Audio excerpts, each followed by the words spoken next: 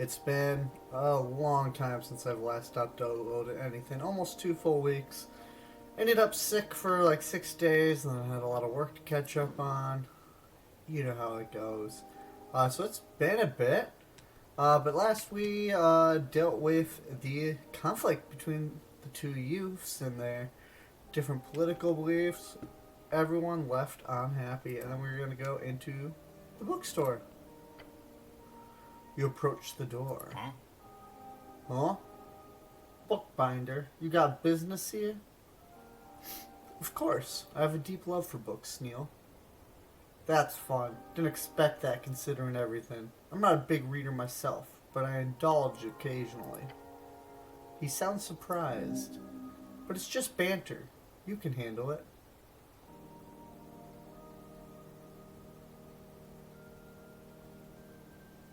What? I'm gonna go with the cleric option. What, did you think I don't like books? I'm a professional and highly esoterically minded cleric. Of course I love books. Are you upset?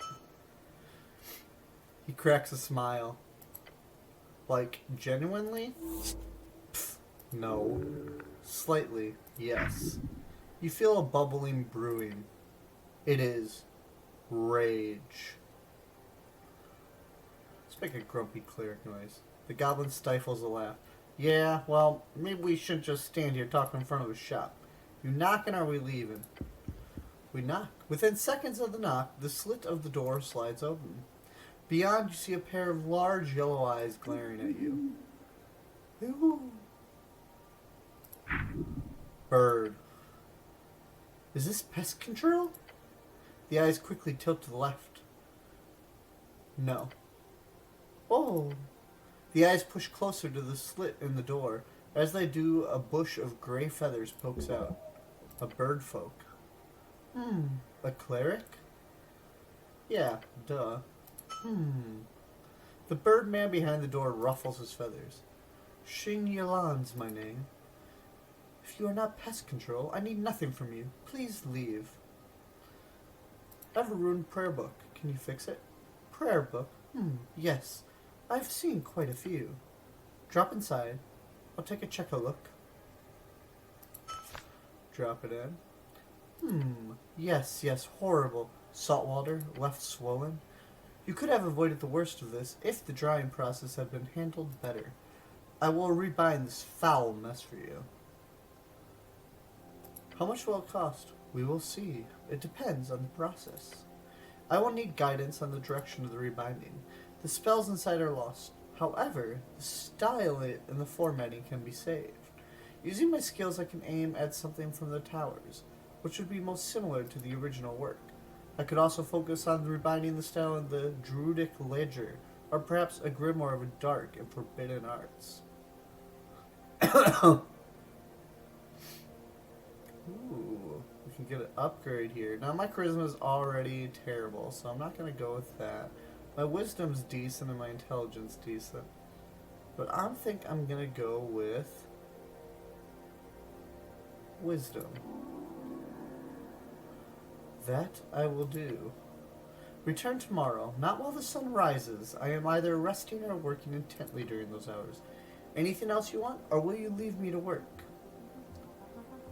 You want to go get a drink at the tavern later? No. Why do you need help from the pest control guild? Rats. Oh. They are awful. Keep spawning out of the sewer pipes. Yeah, the PCG should really take care of that. Yes!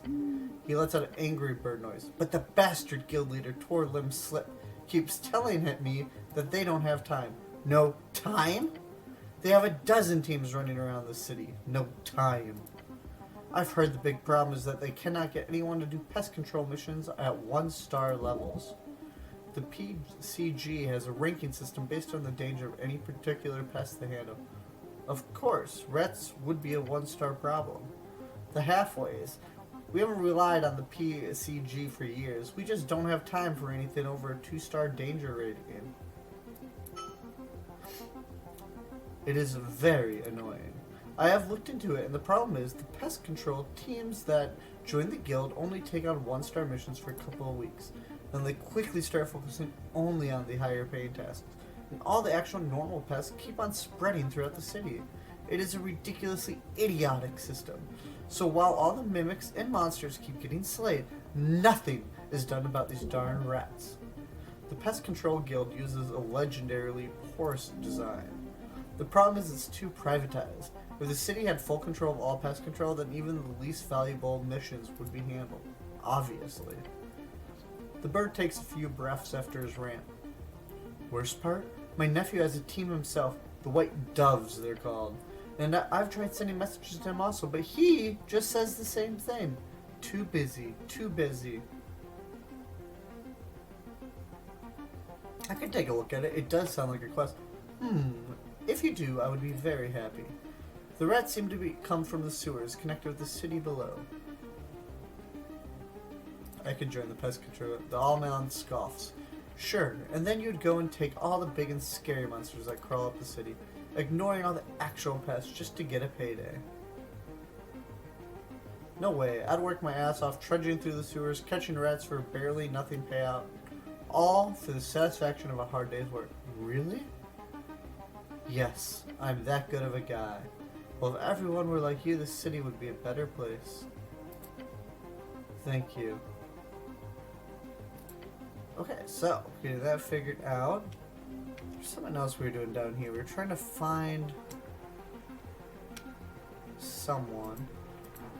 The owner of the shop, I believe. Yeah, this is my fault for spending so much time away. Let's here. Ooh, let's enter. I'll come back tomorrow, I guess. We are closed for today. Okay.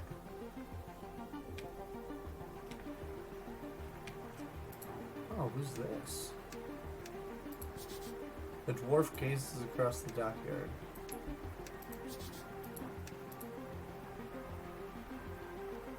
Claire? Sorry, I'm busy.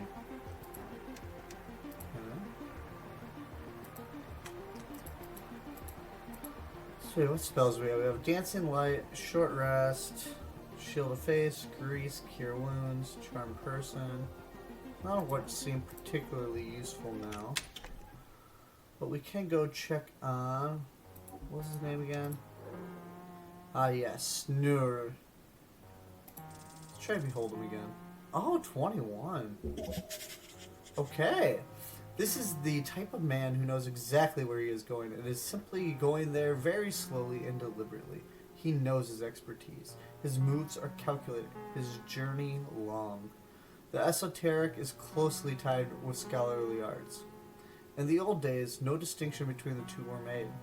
But today, in this modern world, his side is all but winning. You have spent quite some time reading up on his art. It is interesting. Research is the first step to grounded spellcasting, after all. Beyond this facade as a dispenser of knowledge, this halfling also is searching for answers to his own questions. Namely, what is the nature of power? Politics. The golden line. He waves a hand in front of him. Life is pain. Now what do you want?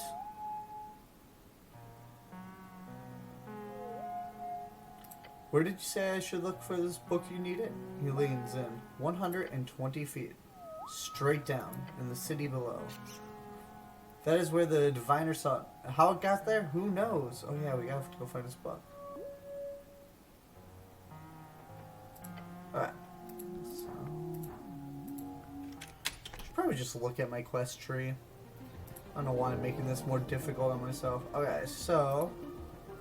Copper Press Street. Here, we need to find the location of the copper press. Election's coming up. Okay, asking people about the election. Locating the missing paladin who we believe has disappeared in the city below.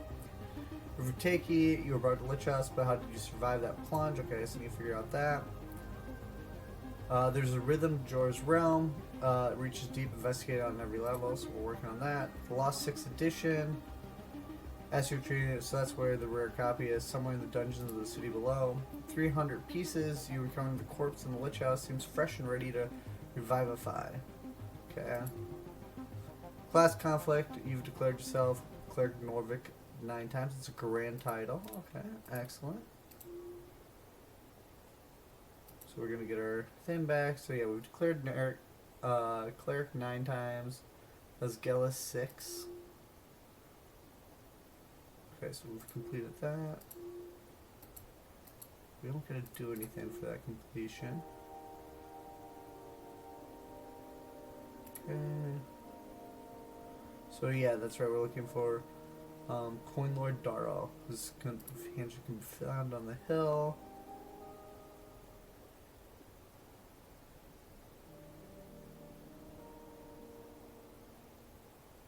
The tea shop they're exploding, so we're looking for a Birdman. And then the son of Frank. Strange man dressed in yellow. And the southern caravans. Okay. So let's see what we can find. Okay. I wonder if I missed any conversation here.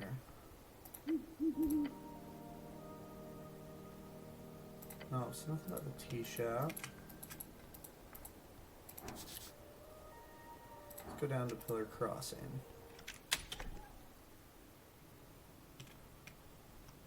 I think there was a house over here that we haven't explored yet because they were gone and we're going to be back that night. Let's see. Dormitory out of commission.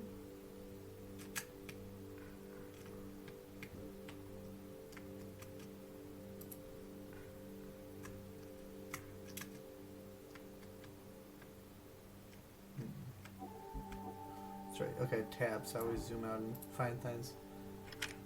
Can't go this way. Markendor says, Simi, son of Sturmbeck. This is Sneel's house, isn't it? RNA.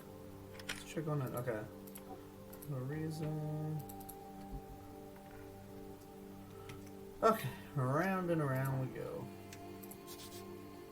Okay, so that's Neil's house. Which I have no idea when I'm going to rest my head tonight because it's getting late. Let's go down here.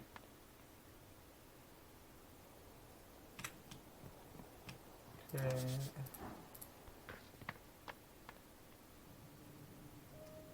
So now we're back here.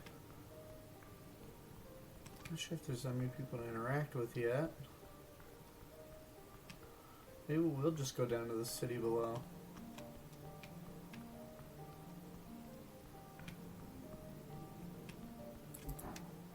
So I'll check in here just to see if we find anyone. Oh, look at that. Who's this? Your muscles tense up. Masked assassin. Face of iron appears from nothing. You hear the goblin say something to you. Dagger. He doesn't need to raise his voice. You know the gravity of the word. Pain incoming. The creature visits death upon your door. Fight back. Okay, terrible initiative roll. Okay, so we're definitely taking some damage here. Blood pumping. All of you is ready for death. The masked one is ready. The masked one immediately rushes forward. The sharp dagger thrusts towards its target. You feel the steel brush against your chest. 10 HP. The ring mail underneath you is the only thing keeping you from being gashed open. Snail gets ready to act. His eyes quickly assess the situation. The goblin glances at the dagger, almost piercing your chest. He then rushes forward, aiming a decisive blow against the masked one's left leg. It hits! Not by much, but enough to stagger the masked one. Can you ask him to put the blade away? Take a deep breath. Get it together. Is this some kind of encounter?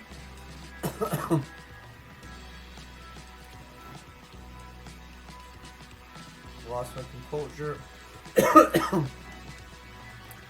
Try to get it back though with Constitution. Let's do that. Okay. A deep breath and close your eyes. It feels like a minute, but when you're with your body's current bile perception, there's no doubt it has only been a few split seconds. Now you are ready to strike. Sorry, just can't shake this cough. It's been 12 days. Another reason why I've been holding off on a recording, but Decided to try it tonight. I'm so sorry. After the initial attack, the masked one goes in for another attempt. Do not let him! Counter! Once again, the masked one lunges forward. The dagger now aimed for your vitals. This will not break you. His movements, they are desperate. The masked one does not do this out of devotion. It is fear. Cleric, look out! The dagger hits. Oh my gosh. Right below your neck artery. The shock sends a shiver through your system. Fuck, you hear the weak voice behind the mask. His breath short and staring. Your goblin companion jolts his arm into the side. The thick string appears out of his sleeve. It's a long woven cord with a pouch at the center, along with an iron ball. Yeah! A loud thud explodes from the lower left hip of the masked one. Gah, he squeaks. A surprise! The goblin knows how to break a man with those iron balls. This will not continue for much longer. This fool will run. You must stop him. Retaliate! This bastard is trying to kill you. Ooh. Try to punch him.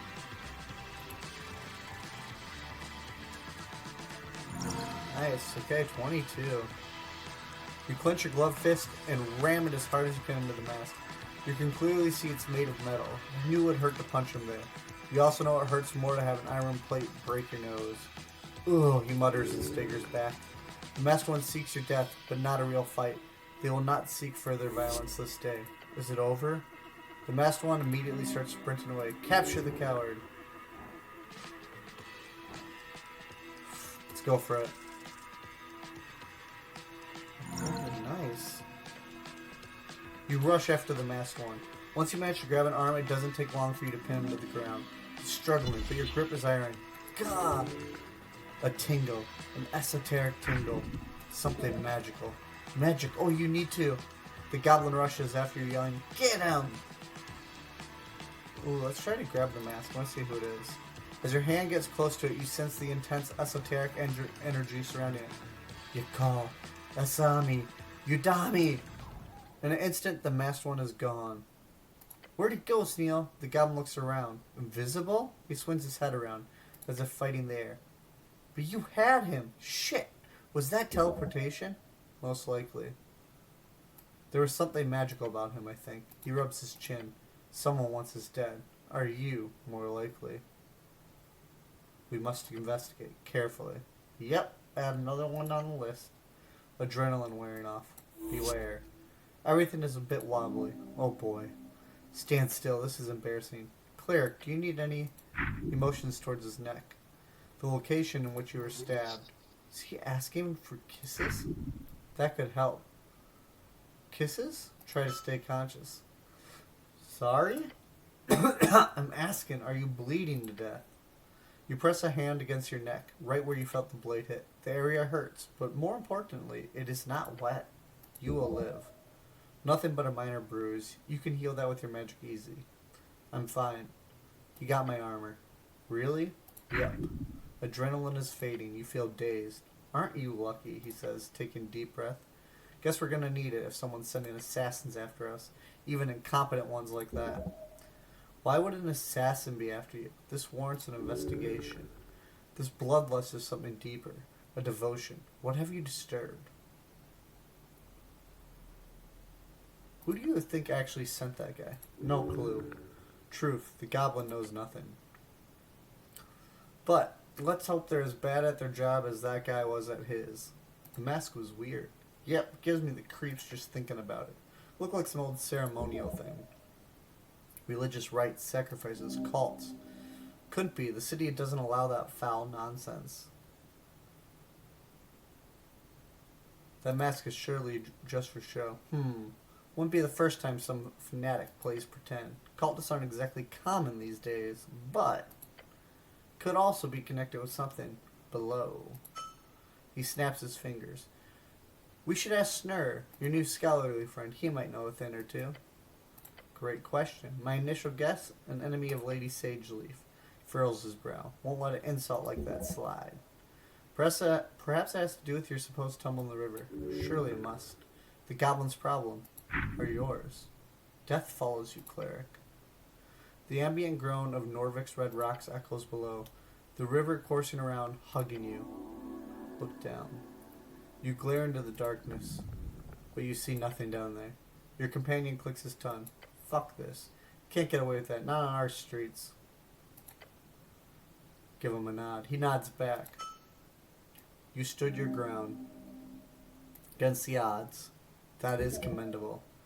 This attack was coordinated. Not very effectively, but nonetheless planned. There will be more coming. Snail checks around the crossing, a weary scowl on his face. Let's get out of here. Alright, let's heal for sure. In fact, we're just going to heal twice. Okay, now we can keep exploring. Okay, yeah, so this is over here. Had I just come this way, we would have seen the assassin. But we're going to go see... Oh, what's this? Path to Tolston. Main entrance of the Drunk Sphinx. But yeah, now we're going to go talk to Snur. The guy we just left.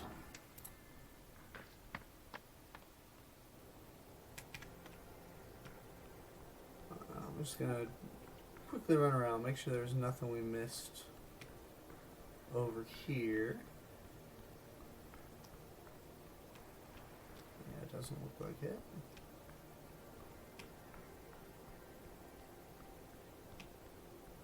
So we're off to see the Skeller, the wonderful Skeller of the lower city in Norvik. Okay, why can we interact with you? Try to pickpocket. Huh.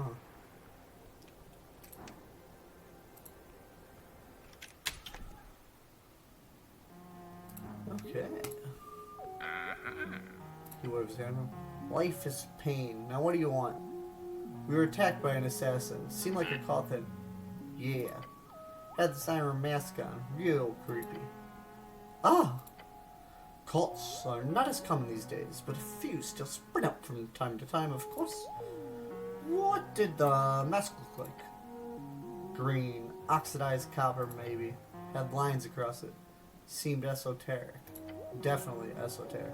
Definitely esoteric. And a dagger, a wavy yellow thing. Basically, he ran at us and tried to stab us, and well, something magical was going on too. Then he got away before we could get answers, after he failed to kill us, or at least the cleric.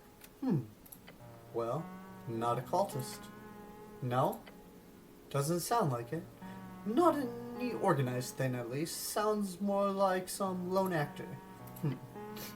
Cultists move in groups. They kidnap rather than kill. They wear matching uniforms like some fucking theater performance.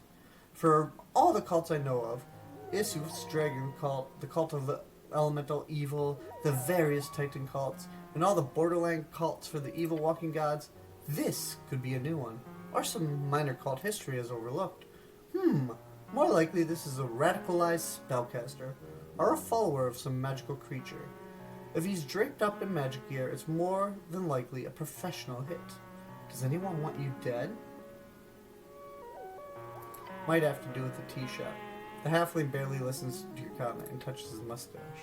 Perhaps a warlock. The goblin winces at hearing those words. But for what patron? A fey creature or some aberration? Who knows? You should be careful though. That kind of magic is deadly at best. Right. Good info. Slightly horrifying, but good info. We'll keep that in mind if we run into him again. You do that. My tip? Strike before he gets off any dark magic on you. As the old legionnaires say, rather a blade in the belly than a curse on the balls. Ha ha ha! You can handle it. You can handle anything. I want to inquire about this folk spirit. Imagine, if you will, the origin of our stories. All stories? Yes. All of them. As sentient folk, we clearly have the base ability to come up with random ideas and turn them into emotionally resonant tales. Tales that explore the condition of life itself and make us feel many things. But an interesting thing happens if one were to study the core parts of these stories. That even if we look at stories crafted in entirely different bands, separate, isolated tribes, or even in worlds outside of yore itself, there's overlap. Humans who live in the remote mountains of Yen have the same repeated tropes in their foundational myths as humans in reeds. Same for halflings. The Stormbloods of Kargamesh have the same variations of people in Fordnip, despite being separated in esoteric evolution by at least 10 millennia.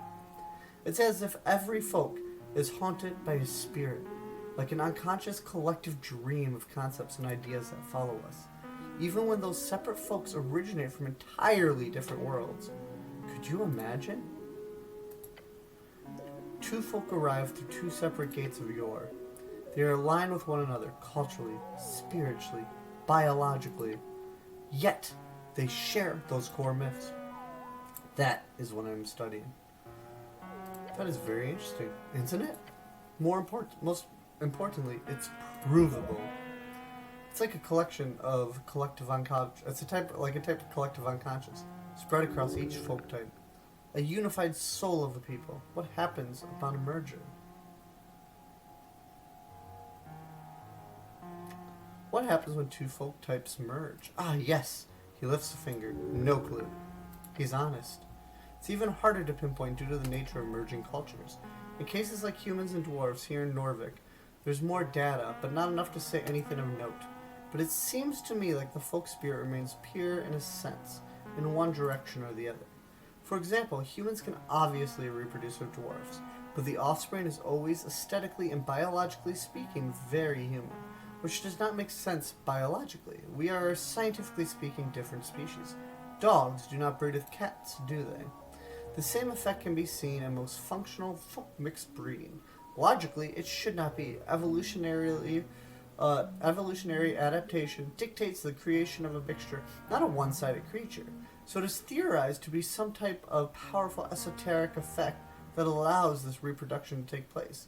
In the scholarly community, we call it the OSO effect, one-sided offspring.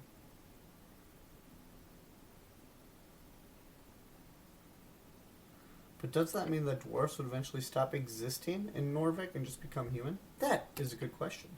If two people live alongside one another for long enough and they reproduce with one another equally, then the offspring are all aesthetically human, then yes. Eventually there would only be one people, and it would be people who look human. However, there is a big factor in charge here. That is the elusive, enticing topic of mating preference. There is not much proven data I can point to, but if you allow me to speculate, then I would say only a minority of the population of any tribe will ever have a strict preference for mating outside of that tribe. Without a basic assumption like that, I do not believe the tribe itself would remain intact enough for civilization to emerge. So in the case of the dwarfs of Norvik, I do not believe that the two tribes can ever truly merge. Cooperate? Yes. Cohabitate? Of course. Even mingle and date and crossbreed? Absolutely. Why not? But merge? No. Impossible. Of course, this assumption ignores the OSO effect, so it feels a bit crackpotty. Take it as you wish. So you know a lot about this topic. Once again, I'm afraid this is all coming from experiments performed by Arcanus. Horrifically so. So one side is always dominant, huh? Not biologically speaking, but esoterically? Yes, objectively so. There's a list of this hierarchy in some textbooks, but it's a pretty taboo topic, as you might imagine. And you think the folk spirit follows the one-sided offspring? Maybe. I have not done enough work to say anything for sure. Nor have I been peer-reviewed. Nor am I a very sane or a stable individual. He grins. How is it provable? Reproductivity. Analysis. Cultures and folk who have no contact with one another, even originating from different worlds, both have the same core myths, narrative traits, archetypes, repeated tropes. It is the same method used when uncovering ancient dead languages, using common denominators to narrow down similarities and differences. He adjusts his mustache. Now, there hasn't been that much reproductivity yet from my peers. I'm still working on getting other scholars on this topic.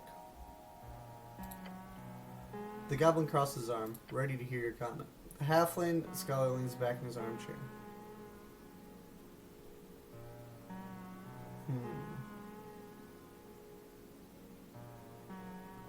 I think your theory needs a lot of work. He nods to you. That it does. Thank you for listening to my rant, Cleric.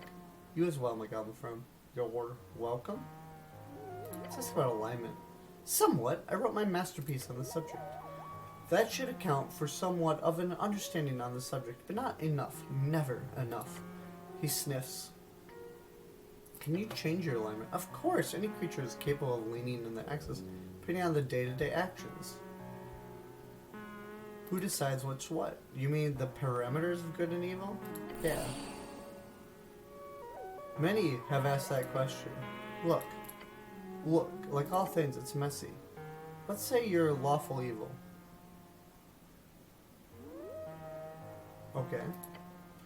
You find that being labeled as evil is bad for your business, or your work prospects as one might.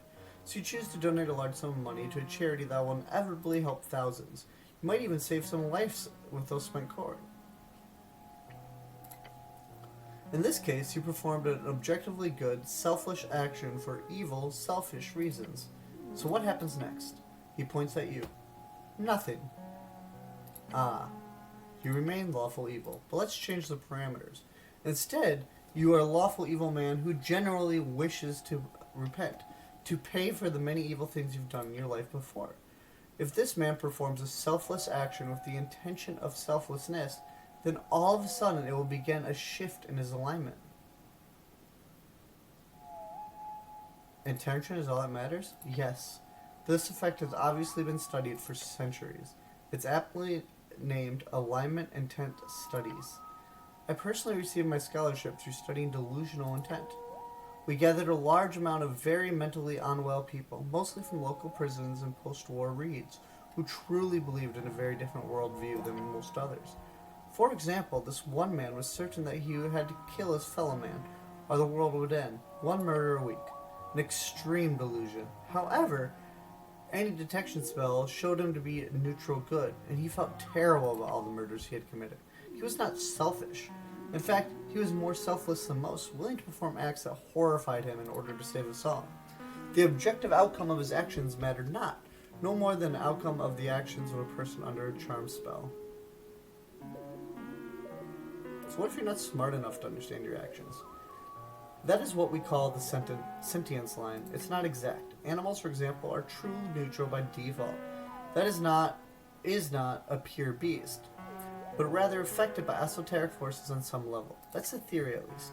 But imagine a man who loses enough of his mental faculties to be considered a beast, no longer living in a world of good or evil.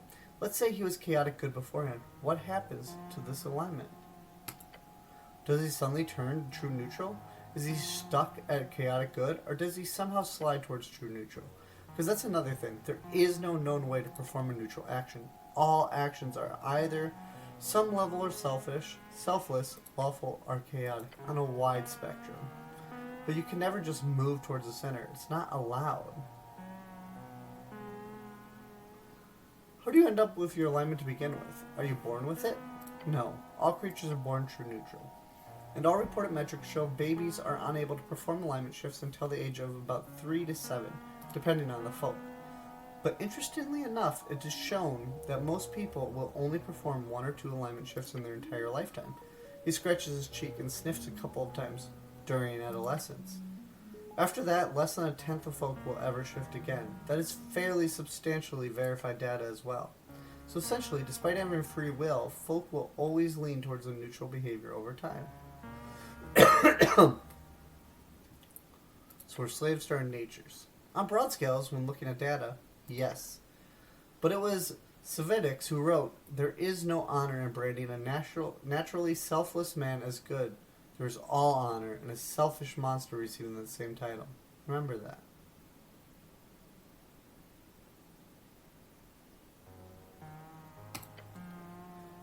Does that mean everything I do is branded as good, evil, chaotic, or lawful? Even this? That I'm saying right now? In small sense, yes. The very act of speaking, no matter what you say, will always give you a very, very small points in any direction. Although, could you imagine trying to keep track of all that? It would be insane.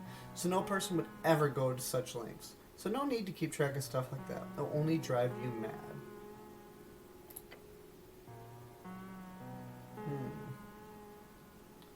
What What do I want to be? I want to be chaotic good. That is not how it works, Claire. You would have to be incredibly deluded, and I mean an absolute living in your own world, mentally unstable in order to simply decide what your alignment were and actually get an outcome from it. But hey, I suppose it can't hurt. Good luck. Sorry, what did you choose again? It was, yes, lawful good, of course. Give until your bones hit the pavement. Neutral. Lawful evil. Structure with you on top, obviously. Chaotic good. Your heart tells you clearly every day. You don't live for you. Agreed. Right. And a little unorderly. I like it. He nods. Good luck with that, Claire.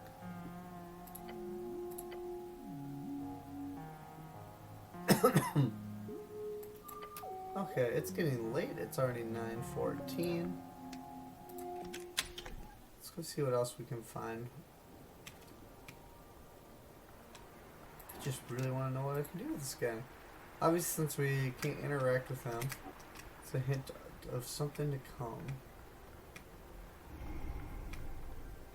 I'm worried about interacting with that griffin right now, but maybe we can.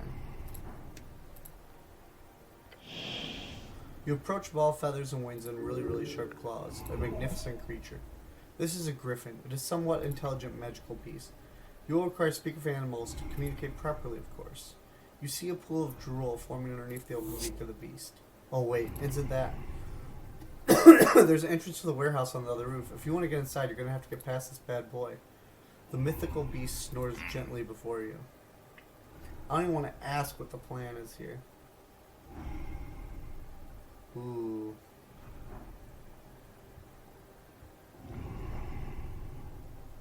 What a majestic creature, Sneal. Don't you want to pet it too? No, thank you.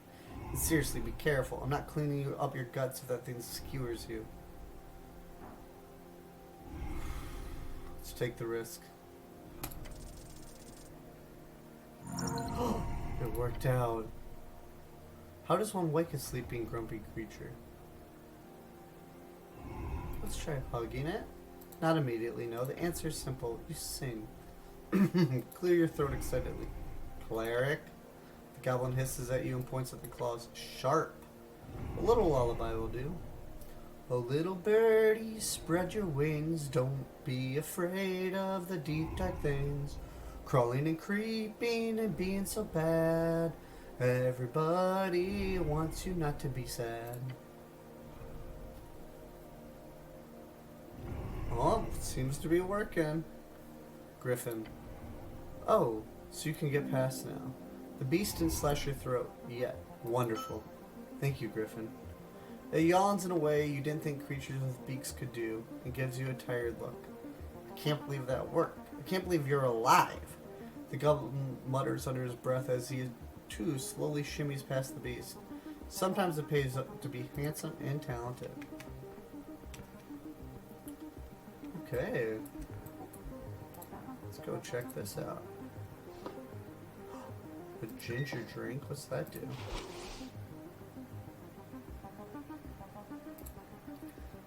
Grants a minor constitution increase for a week. For a week? It's the whole game. Let's do it.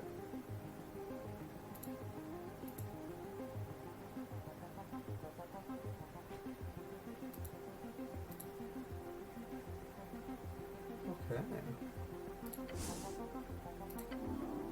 Oh, we already did this one. Yeah, cool. The note of these crates is signed, your loyal servant, Agent Vera. Get these to the warehouse by tomorrow, or I will hold you personally responsible. Godfrey. Okay, learning some information. Oh no, I can't reach that from here. Oh, okay. So, going through the Griffin didn't give us way down there. Okay, interesting. But it did give us some boxes that were left out. Can we walk down here then? I guess not, okay. I wish we could. It feels like we should be able to go down there. probably will eventually. Is there like... Am I missing a way over there? Or do we just have to go through that door over there? Huh. Okay, let's go back to Tolstead. In fact, let's go talk to... What is it? Lady Sageleaf? Or... You know, the Goblin Lady. See what she has to say. Wonder how we get up to that top over there, too. Feels like there should be some connection over here, but I'm just not finding one. Okay, so Drunken Sphinx is up here. Where's this one go again? Goblin Garden. Yeah, let's go. Let's go chat with her. It's 9:20 at night. We didn't find the owner. Which is great.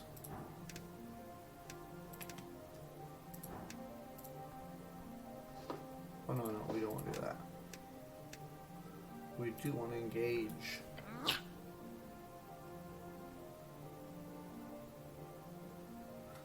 There's some other stuff in the tea shop before. Tea shop first, cleric. Ziskov, focus on that first. Steel nods. Tea shop first. Tea shop first. Jeez, fine. Okay. Okay. To the lower layer. Okay, let's go down here again.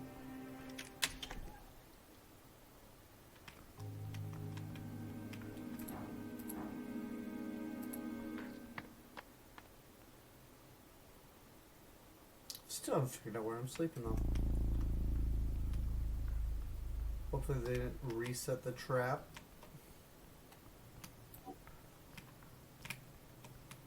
Okay, so we came in here last time, that's right. Talk there. Is that not where the secret door was? Whoa. The roots, city below the city. How did I miss this before? Holy cow. Mushrooms. Swamp extract, yeah. Okay, who is this? Mungar, HWBT Guardian. Oh, not great, but we'll learn a little bit. Level 3 fighter, bugbear. A brute, a beast, and a warrior. She can break you easily. Loyalty is a fickle thing. Hers lies with the halfways, forsaken coin and shelter. But also something else, something more ethereal. Okay, so monsters are that way. Ooh. Oh, that lobster scurried away.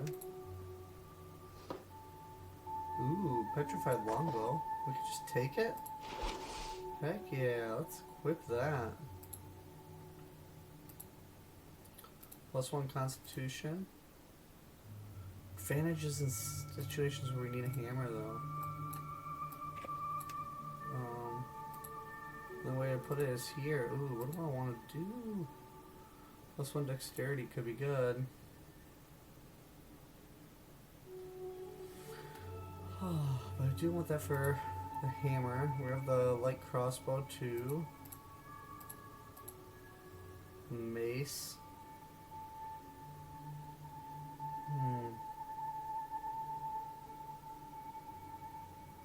So many options. I wonder how much of a difference this will have on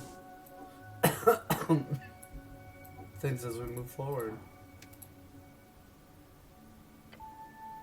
Stepping in front of the petrified person statue, you get a sudden sense of paranoia, as if someone is listening in. It's difficult not to. You're very loud. Look around. Over here, buddy. By the nose. That voice must be some kind of telepathy. Find the source. Your eyes land up on the nose of the stone statue. At the very tip you see something. Something tiny, unremarkable. Simple ant. Unremarkable? We might be tiny, but trust us, we've got a bite. Are you inside my head? Duh. We are one of many. Frickin' great to meet with you, buddy.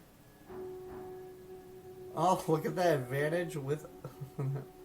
I don't want to do that, though. I want to talk with Dan. You can call us One. We didn't really used to have a name since we're a hive mind, so One will do for now. Right. Good to meet you, One.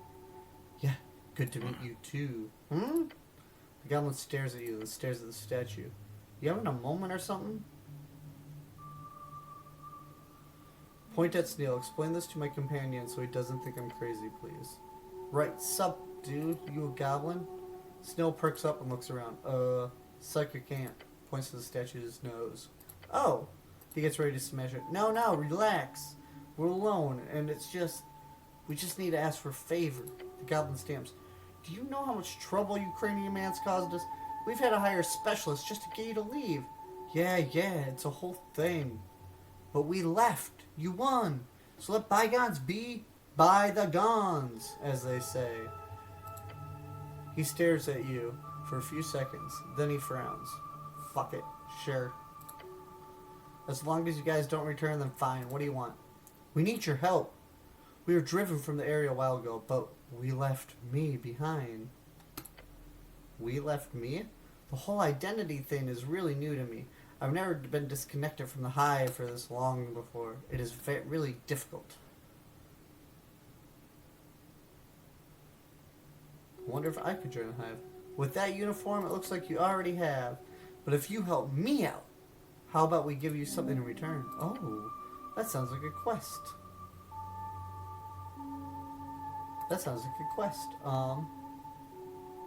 I have a positive inclination towards quests. Okay, sure, it's a quest. Yes! We know the location of a secret stash. It's buried in the Undercoast Path, like below this place. Below the city below? Right below it. That's low. Sure is. The Undercoast Path as well. It leads all the way down to the Undercoast. Right past the gravity flip. Although you won't need to go that far down. It's too dangerous for someone like you anyhow. A single cranium ant is not dangerous. Their psionic strength is counted in mass. 1,000 of these are required to do anything beyond normal ant-sized power moves. You must help this creature. It is asking for your help, and it would really not be that much of a hassle. Be nice. Carry the ant.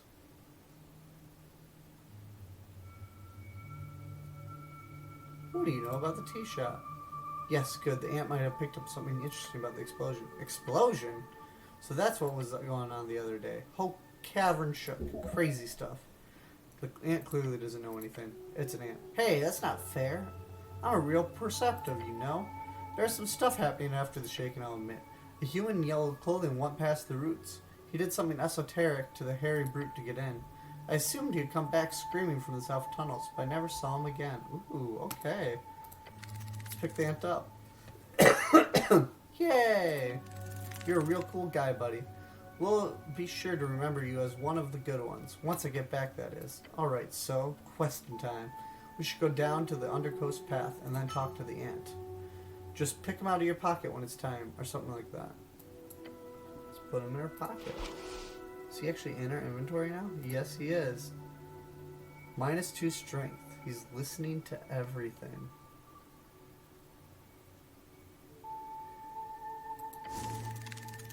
Yo. The ant crawls around on your hand. You need to head down to the Undercoast. Okay. Can I equip him? I can. So he only gives me -2 strength if I do that. But do I want him equipped?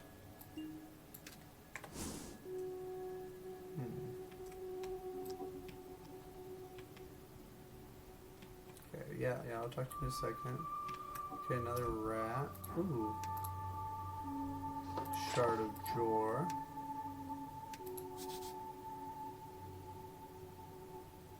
Seems like it wants to fight me. Okay. Don't know why that is. Ooh, what's this? Well, essential part of the great branch tree of Toasted. Among the tangled mess of vines and mossy rocks, you see the thick roots of a bracken tree.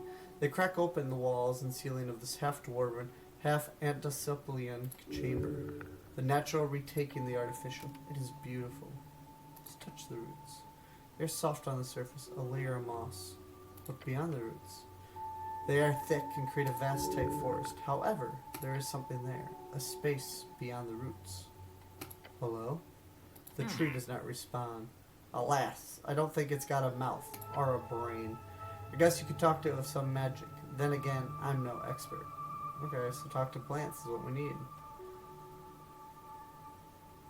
Okay. Let's move on. The roots go deeper. Much deeper. I should break down these roots, shouldn't I? It'd be difficult. The tree is ancient and powerful.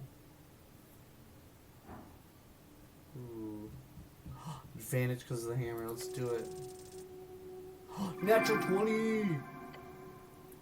You walk over to them, each root dangling before you like a tendril of foul ideologies. Pluck them from existence. Scream, a primal yell, and grab the roots. Before you can put any type of power into it, the tree reacts. It fears you.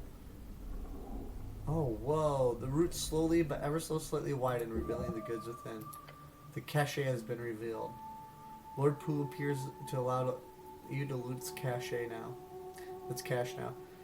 Nod your head and stop speaking to the tree. Okay, cool. Thanks, tree. Let's see what we got. So we got 20 coins, a shard of joy, some more incense, ooh, and a bark skin. Oh, that's a spell. Your skin has a rough-like appearance and your resistance to all damage is halved. Oh, we are definitely equipping that next time we pray. Okay, anything else up here? Doesn't look that way. Okay, let's go talk to her, but I'm gonna be right back. I just need to grab some water. Okay, and I'm back. Let's chat. Human. A hairy beast towering over you. It's probably its face contorted into a stern and probably permanent frown. Watch yourself. This is Halfway's territory. This is a bugbear. They're most common in the west, living in the rough lands between Fordnip and the VK. The woman does not hold power over you. Do not let her stand in your way. She notices Sneal with you and gives him a nod. Runner? Mm-hmm. Hey, Mungor. Things going well? They are going. She nods in the direction. This is your cleric? Seems so, yeah. I thought he would be taller, she says with a scoff. Bow. I am the cleric. Nice to meet you. Mention that you are the cleric 10 times. The cleric, we just got an achievement for that. The bugbear places a hand on her weapon. You carry the weight and pride of a true cleric. Do not cause trouble. A morning star, beware. Morning star, no, that is clearly just a spiked mace. A club. She will not use it.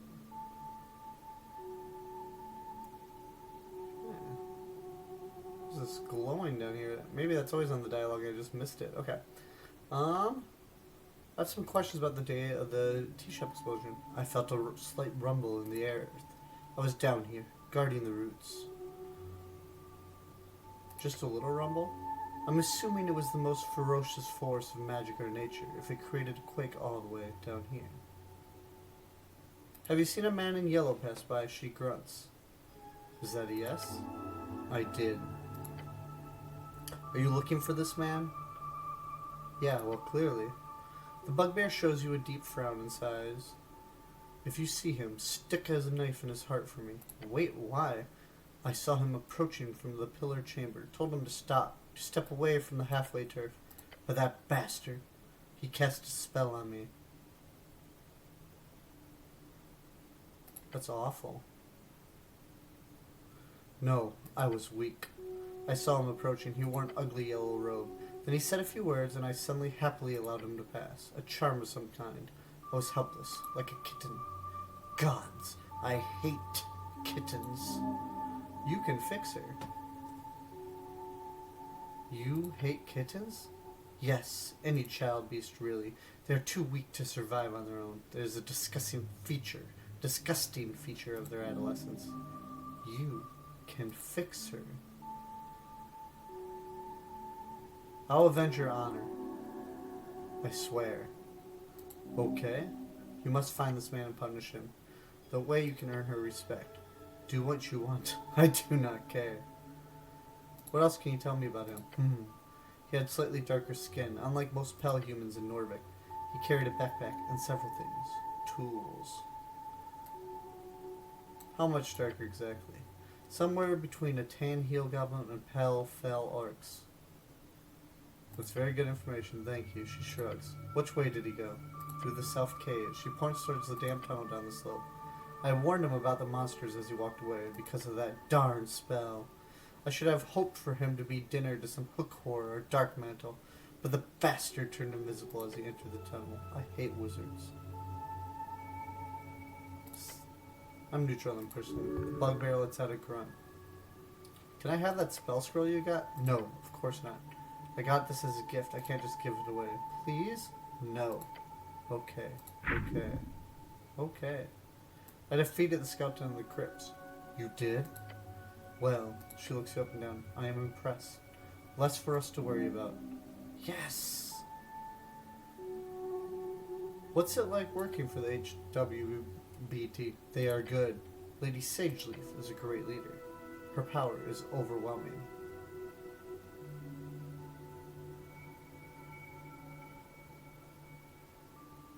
You look a lot stronger than though. I am not.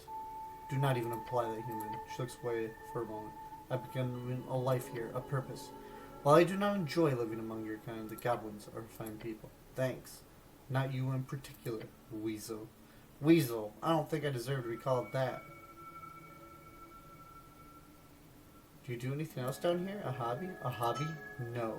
I do tend some gardening off duty, though. Keeping the dampness at an appropriate level and communing with Lord Pugh when the Dark Elves require it. You got a green thumb, eh? No. But I serve well, nonetheless. Fight a lot of monsters down here? Yes. They often break into the upper city. It is mostly minor monsters, sometimes a large one. At times undead. Fought a ghoul last month. Easy kill. Not too interesting.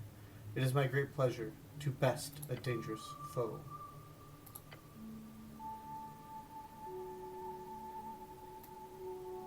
Well, that's time to flirt. I do not look like a human. I am. I agree, like a lot. What are you attempting here? She laughs mockingly. Some type of courtship? You are a fool. Prove yourself worthy and I might look your way, you buffoon. I will return once I've avenged your honor. She clicks her tongue. Yeah, whatever. She does not hate that. Okay, let's go. You know what? So we got the hammer. I think I'm gonna equip the bow. We're going against a wizard. Might be helpful.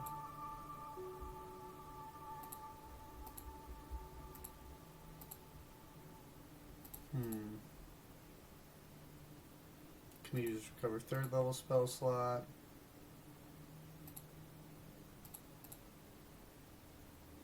+1 strength, -2 wisdom.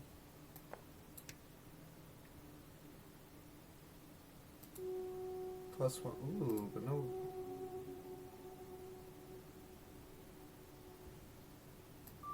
Ooh, let's. Oh, that's it. It's an accessory. Never mind.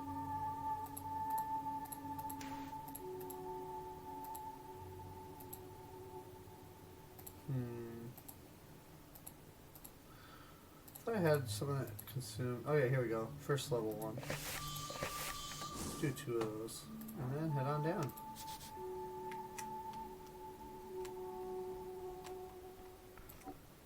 Ooh, a lot of things we can interact with. A tall stone mural stands before you. White mane, craftsmanship. 3 serpentine figures carved and painted on the surface. Divine serpents. Step closer. The colors are faint, but still there, greens, reds, yellows. The artistry is breathtaking, highly detailed yet brutish, ancient techniques. This was made by skilled hands during the Divine Era, obviously a white mane remnant. Let's examine the serpents. 3 distinct figures, each of different coloring. The top serpent has sharp teeth, predatory. The middle one appears more serpentine, elegant. The bottom one has unusual markings. They're interconnected, bound together. Some kind of divine symbolism. Let's touch the carvings. The stone is cool. Worn by time, it's still detailed. The white man knew how to work stone. Okay. We actually should continue though. I'm not sure what time the game forces us to end. Beware the what? Don't step on the stalls. Okay.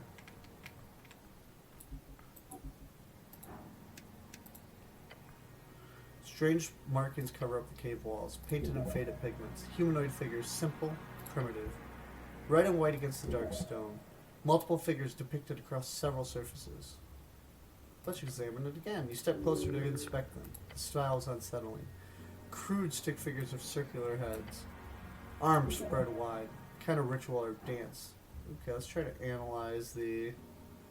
First, let's count the figures. You scan across the wall.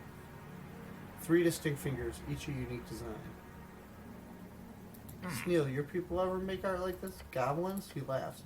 We weren't even on this continent when these were made. My guess would be pre-fade, maybe? Pre-fade. Let's try it. Okay, didn't quite get it. Close, though. They're old. Older than Whiteman runes, but that's just a guess. And we have 7 of these. Let's try it. Oh, we did it. Okay. You study the figures carefully. The pigments, the style, the preservation. It's not Whiteman, nor Snailfolk, nor Jim. These paintings predate them, all of them. Before the Snailfolk? Yes. Before the Fade era. At the earliest, these should be dated at the early Gate Wars, long before recorded human history. They do look quite alien. What are those creatures supposed to be? They could be depictions of a forgotten beast Jor, a folk type of or higher being connected to Jor.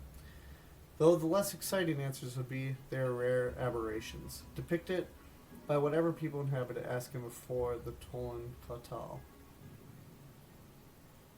I want to believe they're super cool alien artwork.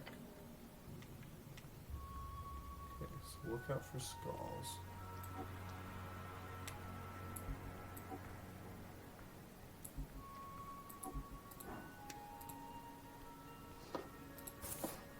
Okay, got some more bone dust. Looks like a hat.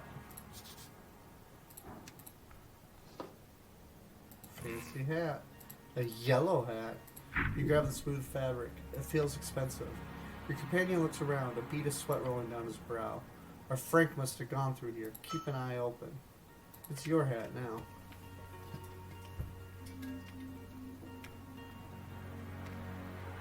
Okay. A few different ways to go. A sinking feeling appears. To your right, your gut, it sees death. The goblin just inside. Cleric, there's... Huh? Oh, shoot.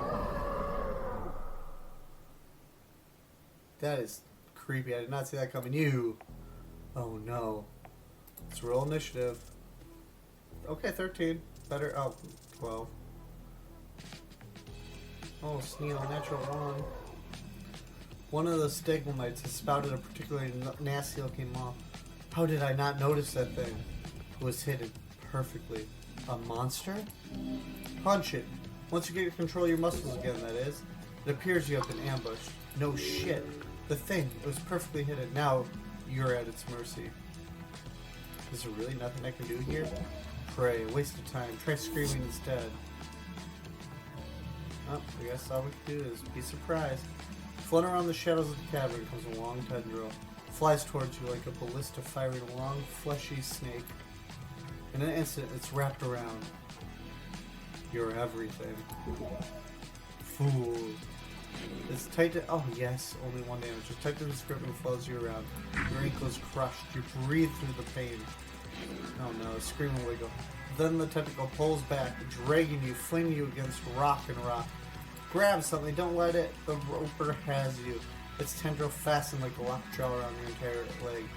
As it attempts to pull you towards its maw, dragging you in like a fisherman with a thick catch on his hook. An ambush?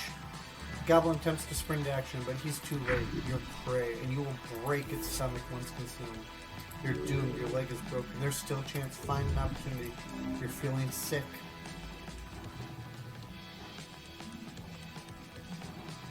Okay, so we got -1. Oh, so we need 12 or higher. We need 16. 12 or higher, 16 or higher.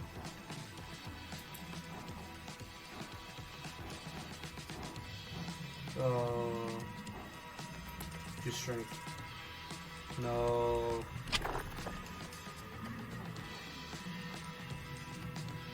struggle. The girl escapes your lips as the tentacles tighten around you, grabbing, pulling, fighting, but alas, you do not succeed. Tendril pulls you closer, but it clearly finds you difficult with all this struggling. So, it slams you to the ground. Bone's broken. It's still attached. Shit. Okay, just use this in the middle of battle.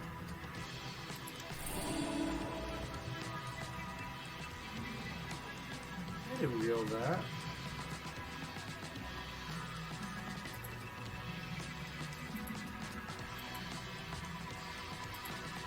Okay, no reason. Okay, should face me now. Grab what? The ground, I don't know. He takes a swing and fires off a bullet in the direction, striking right at its center mass. But the bullet just bounces off and it lets out a horrendous hiss. Balls! It grips even tighter. Okay, last try. Let's break free. Okay, yeah, that fair lady advantage is really helpful. With a deep animalistic groan, you push yourself to the limit. Your body in a fight against this rubbery appendix of despair. No more! Get a hold of it. As it slithers around your leg, then you rip it to shreds. The beast shrieks as its tentacles is left broken by your incredible display power. You are free. One last breath. The beast lunges forward, way further than you expected. It all brushes up against you and bites down. Oh, I'm so glad we were able to cure wounds. Let's do that again. It goes right through your chain now. A deep wound, gushing blood. Claire, shit. It's okay. Come on, Snail, he whispers to himself and lines the shot, just like target practice.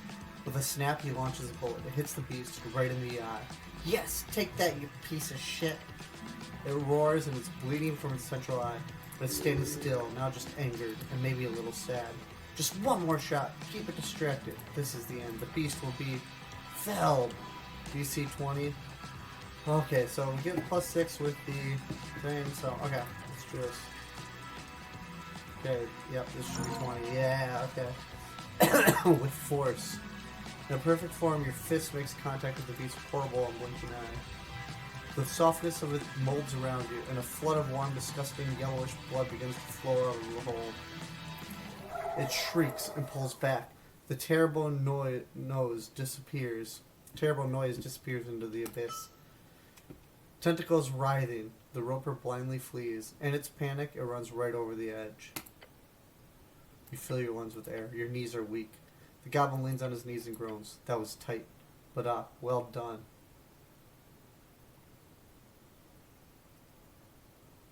Okay, you too. Great job, Sneal. The goblin reluctantly returns a thumbs up to you as well. Let's see what's deeper in the cavern. Okay. Okay, we'll save Cure Wounds for now. The dungeon continues far into the west part of Tolstoy. Okay, but we can't go that way. That's fine. A headless corpse looks like some type of road. Ooh, esoteric lockpick. Plus +2 dexterity. I do like the idea of that.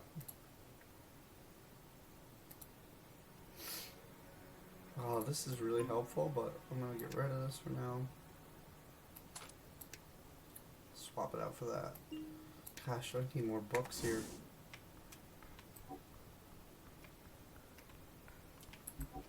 Okay, so this way or to the right, let's see.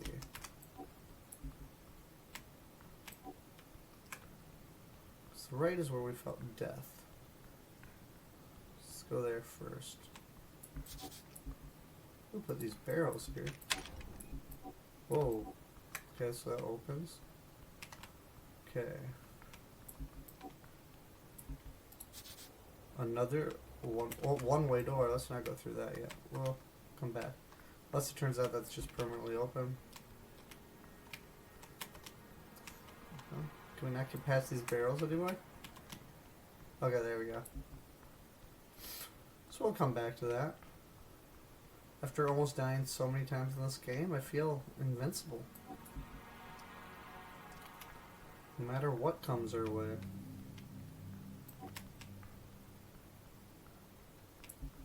Okay. Ooh. What do we got here? Okay, 4 incense. Yeah, I need to just use those more often. Okay, in fact, let's use an instance real quick. At least have two. The grand engraving of the divine era. Among the fallen and broken of an ancient world lies among them a single structure, a monument to a forgotten power. At the top, a cracked lion's head glares at you, a one-eyed lion with a single dark and empty socket. A shrine like any other. You feel at home on your knees here. A shrine to what god? White mane. They lived here. Not first, not last. Does it work? Ooh, you can prepare spells here. This is a connection to divinity. Shrines like this often hold a latent connection to Jor's strengths. If you can do it at the shrine of one dead god, why not another? Do not compare Yorf to this cat god. If you think your god is somehow unique, then you are sorely mistaken. Seen anything like this, Neil? Sure. Looks like a normal cat thing. There's a ton of them all over the city if you know where to look. Do I know where to look? Clearly. We found this one. Hard to tell exactly what's going on here due to the rubble and the dust. You could try investigating more closely, but remember, the white mans are famous for their traps, so be careful. Okay, let's investigate it.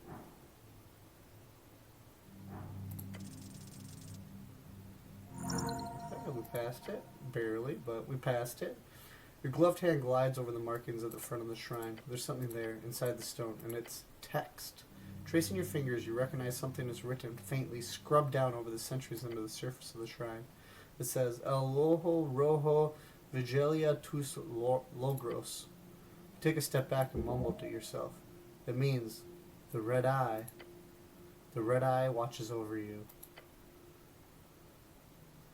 Does that mean anything? Probably. They won't just write that on a shrine for no reason. He shrugs. They honestly might have, but who knows? You glance upwards at the lion's head, the eye socket, perfectly sized for a gemstone. This is obviously a secret you would be able to trigger, in case you insert the correct gemstone. The stony lion's head glares at you with that one sunken dark eye. So I need to enter a gemstone here. Yep, either Ruby or Janeth would be a rather practical guess. So we need to find them. Should we try poking our finger in there? No, that's a terrible idea.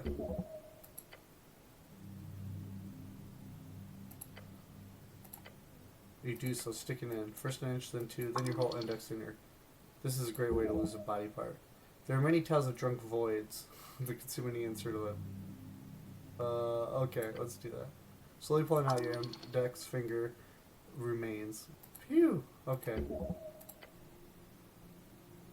What's the light from the ceiling? It's an illusion. Do not mind it. It is absolutely not the sun. Glancing upwards reveals the rays to be nothing but a magical tingle in your eye.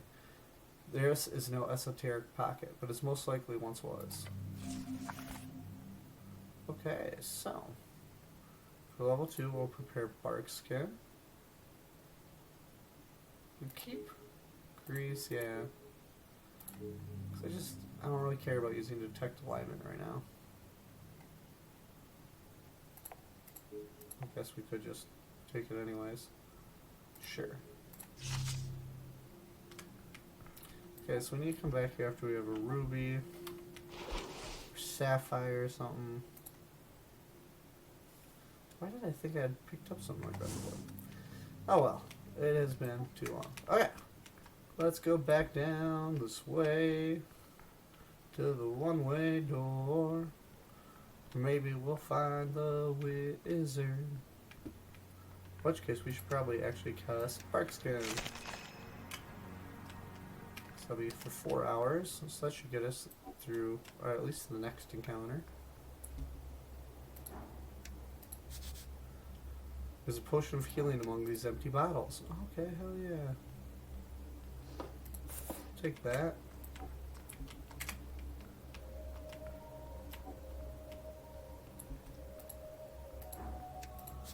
Okay, apples. We do love our apples.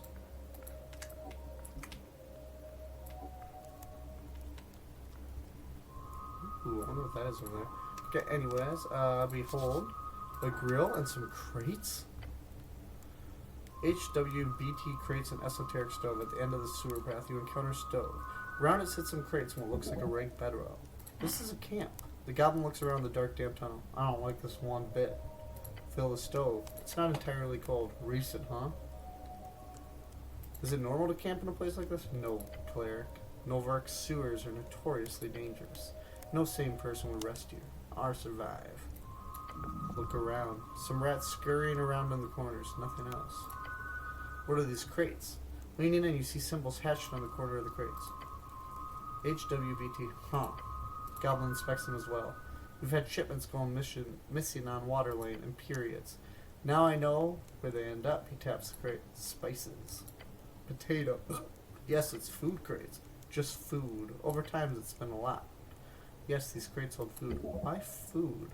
A glance reveals most are empty. Whoever's down here is clearly siphoning off resources from the halfway bridge tribe. Why food in the Sillies? Foolish question. Obviously, this is a hideout of some kind. I've been trying to nail this thief for a while. Figured it was some organized thing. And considering the size of the haul, it's gotta be.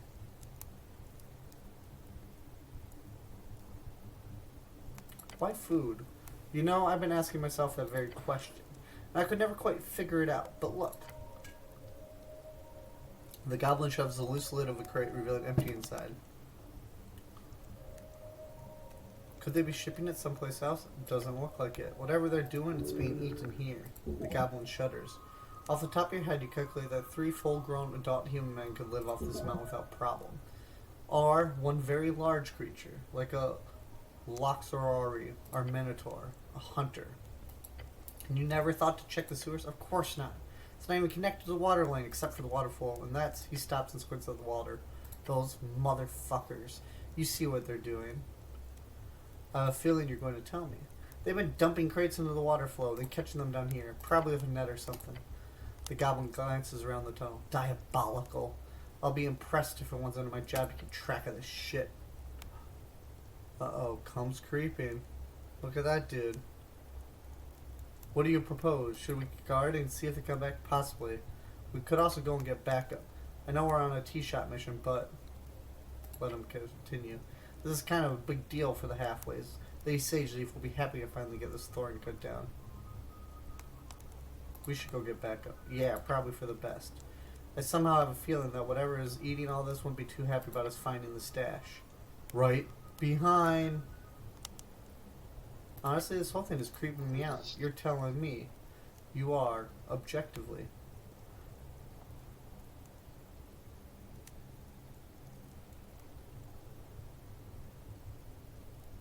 I am Sneal. I just did. It's a saying. I don't get you in your strange human ways, Sneal. I must be far too human. No, it's a saying. Anyways. Your very flesh. Your companion gasps as he glances back. He watches as his entire being suddenly leaves his corporal body. For instance, he is not a goblin. He is a ghost. Cried. Hunters? Hungers. Turn around. The goblin is already on the move, his sling loaded, spinning, aiming. To see Hunt come to Crane? How good. Scrabble to get ready. You watch the hulking mass of flesh and wet scales rising from the shadows of the sewer. A crocodilius. It towers over you. Its gaping maw widened into what could be construed as a mocking spurt. Oh, 8. Okay. Oh, +0 now, that's right. Natural 1, heck yeah, we get to go. Oh, natural 20, good job. Proud of you, Sneal. Earth bless your soul. Sneal's sling creates an incredible sound, echoing down the tunnel. He lets the stone fly at a powerful blast. The projector hits the monster right in the neck, causing him to let out an angry growl. This is your dragon. You must stand tall as it consumes you. You are food. Let's throw a punch. Ooh, failure. With determination and resolve, you take a decisive step forward, throw a punch at the beast. However, you're only able to strike at the thick hide. It absorbs the punch like nothing else. The grin up on small widens even further. Yes! The croc brings forth a jagged meat cleaver, a horrific weapon to behold if wielded by a man. Held by this beast, it is doomed. It swings the hatchet, missing your stomach by an inch. Almost spilled.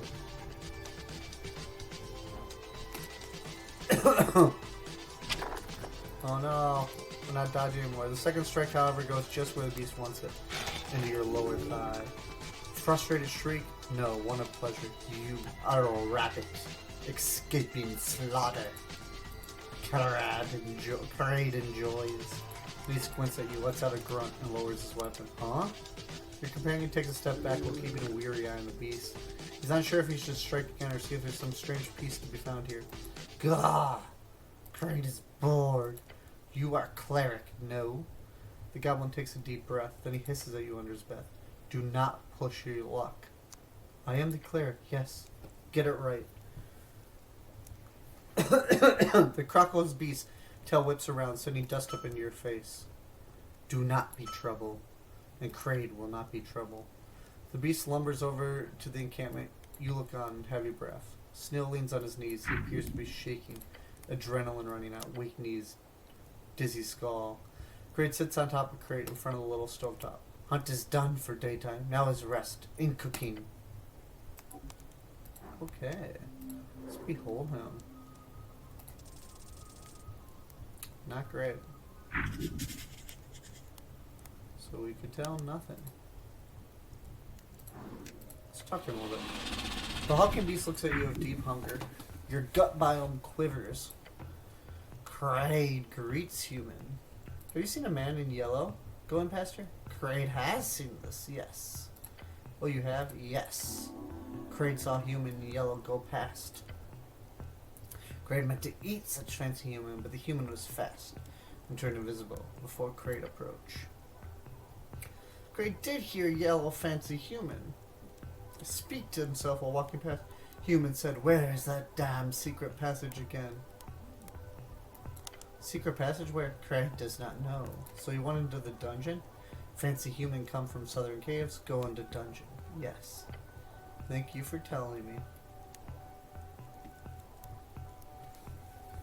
What do you hunt down here? Many things. Kraid drive and stalk. There's wild land below, far, deep, dark. Find anything good down there? Yes. Kraid takes many trophies, from big chicken to little drake, and those of many, many teeth and eye. Most are not tasty, some very. He glances at your companion. You. The goblin does a comically loud call. Hmm? Little green men, you are not tasty and not even fun to hunt. But you look spicy. He holds up a hand in a stern face. I can assure you I am not. The croc lets out an amused growl. But not above here, right? You stay out of the city. Yes. Kraid hunts in the wilds. Urban sprawl is too easy. When Kraid has mission, the hunt begins. Croc smirks. Kraid say nothing. The goblin leans towards you and whispers, don't. Where else do you hunt? Kraid hunts where he pleases. This land is good for sport. Great beasts roam and many fresh challenge await. When Kraid is on hunt, he goes far. Those rats seem to like you. Yes. Rat is the little thing, which I remember from home. Big rat. Those were great friends.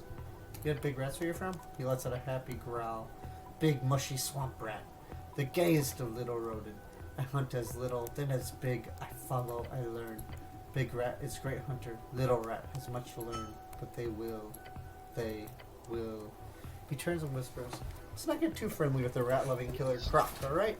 So judgmental. Snail, what should we do about the crate situation? Honestly, he says, it's not a great idea to start shit here. The whole stolen shipment thing is an issue, yes. But the halfways do not have the resources to deal with the solid unit of the beast right now. What if I ask him to stop? The goblin gives you a surprisingly neutral expression. Politely. Very politely. Charisma. Ooh, yeah, let's not do that. So you're a chef, huh? Yes! Cleric is hungry. Kraid offer. Slog dog. Beast holds out one of the strange sausage-shaped meat pieces. Slog dog. Slog dog. Slog dog? Slog dog. It is slog dog, yes. You want a slog dog, Snail? I'm good. He's never been gooder. Mystery meat. Could contain anything. Inspect the meat first. You spend a few seconds looking over. Some signs of aberration meat mixed with more traditional Ascani fauna. You eat around the more poisonous flesh. Let's give it a go. Oh my god. Okay, you wrap your gloved hand around the sausage with firm grip. You smell hits you first, a foul stench. It turns your stomach. Take a bite. You don't chew. You only swallow. Take another bite. Before you do, your body begins to shake. It is coming back up. Let's stop eating it. Great. See, Cleric does not stomach. He lets out a deep laugh. Not sure what you expected. I kind of want to try it again. Okay, let's do it again. Oh no. Oh, okay. Yeah, we'll let it go now.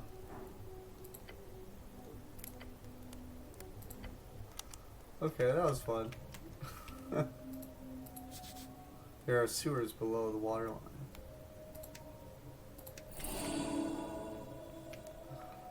Well, I'm hoping we're gonna at least fight the guy tonight. So much food.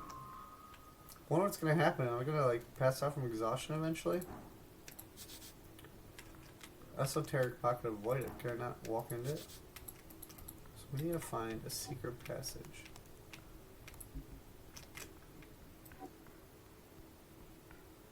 Gosh, it has to be. Unless this is it. Whoa, look at those laser eyes. The door closes behind you. Oh, crap. Your companion lets out an audible gulp. Snell, why did you let me go in this obviously terrifying chamber? His face lives straight back. The words change tone and intensify, mimicking your own way of speech. Two have stepped into the fifth chamber of trials. This will be your final and most mounting challenge yet, O champions of the host. If outside again you wish to see, answer me these questions 3. The answer of which I shall judge fairly upon thine soul. Who will take the first step? Can my goblin sidekick help out? The other will not interfere, or the trial is felled. The other will have a turn on their own. So it's 6 questions? 3 questions. Times 2, 3 questions. 6 questions, got it. You go ahead, Cleric. First question. Whatever's thrown your way, you will know the answer. What is your name? Huh. Oh, gosh. My name is... The light intensifies. Say, Reagan. No, we're gonna say Reagan. Reagan. The light blinds you for a moment, and you feel the chambers shake. What is your quest? To solve the mystery of the tea shop that blew up. Again, the eyes of the cow glare into the fire. Is this some Monty Python stuff? Well, okay, no. What is your greatest fear? To be abandoned. For the 3rd time, you feel that rumble, along with the hot gaze of the Minotaur. Then turns to your companion. The chosen will be you. Sneal in response gives off a shocked scoff. That's easy. You can sense the relief pass over him. The goblin stands up straight, facing light. Go ahead, Garden. Ask your question. What is your name? What is your name? My name is Sneal. The eyes of the statue grow stronger once more. What is your quest? My quest is... Be quiet, hope the goblin doesn't fuck this up. My quest is to serve Lady Sageleaf. Again it rumbles, and you get to the crescendo of a final 3rd question. Nothing bad yet. Very nice. Sneal looks confident. What is the scholarly definition of numinism? The ideology of the common gods. When deities walked among us, they built many great empires, including Norvik.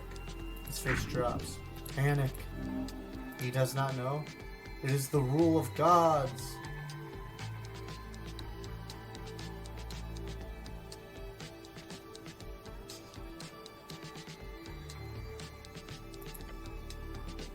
The goblin has his eyes fixed on you as you hold up your hands. Pretend to pray, then pretend to be a big, strong dwarf, then pretend to show how people congregate in cultural units underneath god kings during the divine era. Pretend to act like a tyrannical magic man with a big stick, then pretend to use magic to mind control your followers. Let's do the second one. His eyes are full of panic as you spread press to the stack and waving your hands around. His Panic overwhelms him. He's unable to even begin to focus on your attempt to communicate, unfortunately. He opens his mouth to speak, and still staring at you dumbfounded. What the fuck are you doing? Questions. Oh. Beneath you, see a spike. Scramble to grab everything. No, no, no. Microseconds is what you got. But somehow, you do manage to stretch out, sprawl out with your hands landing on rough stone on your feet. Well, let's just say... oh no, you're in a bit of a shitty position now. Do not move. Let's just relax here. I'm sure there's a good way to solve this. Yeah, good. Keep holding. The goblin attempts to take a step down your lower back. Your feet slip an inch. Whoa, hold tighter. Shit! Your entire body is quaking. It cannot hold on for long. Okay, new plan. Cast spider climb. Oh no, I don't have spider climb prepared. Why would I have spider climb prepared? I don't know. Why wouldn't you? I actually can't think of a single useful situation for it. You used to have spider climb in your spellbook before the river took your collection. Alas, you have to do this the brutish way. Stop this bickering. It's time to act. Take responsibility for this part of the team. Climb. Hold out. Let him climb off. Wait. If you fell at holding on, won't that kill you right away? You will. Hold on.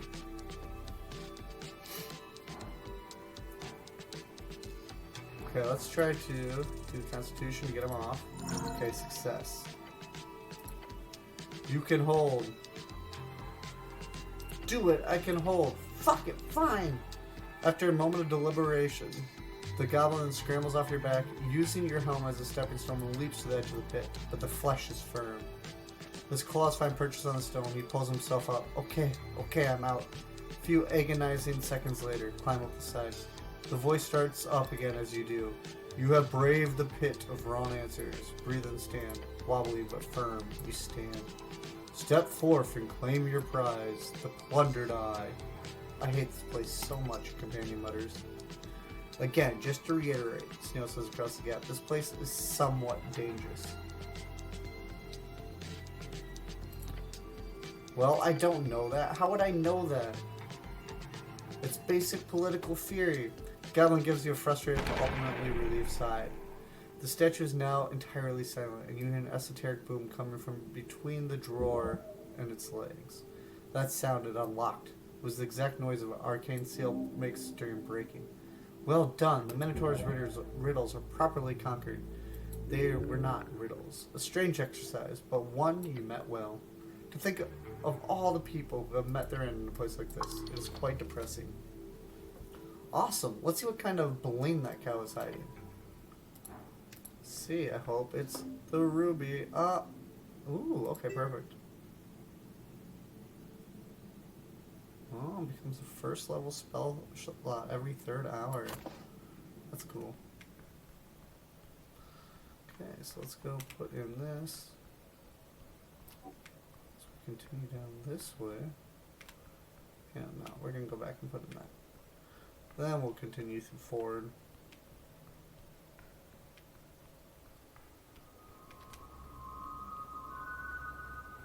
Wow, I was really worried I was going to mess up the Minotaur thing. That was great. But yeah, Sneal should have known his stuff. I wonder if there's a way to get it without setting off that whole pit. I wonder if we can actually find Spider Climb before that. That will have to be on a replay. Okay, let's check out the empty slot. Let's put in the stone. Carefully, you guide the Janeth into the perfectly sized eye hole. Once close enough, like magnet, gets sucked in, and you hear a strange noise in the wall. Whoa. Oh god. The goblin gasps for air, unable to speak. Look to your left. Oh, you almost just died. That was fast. You would have died had the final blade not been blocked by those vines. And Snail would have died if he had stood just a bit further back or to the left. Fuck. The goblin is actually shaking. God's have mercy. We were so close to just like dying. Look at these things. You'd be cut in half. Are you aware of that, cleric? Yes, maybe. We'll see in a bit.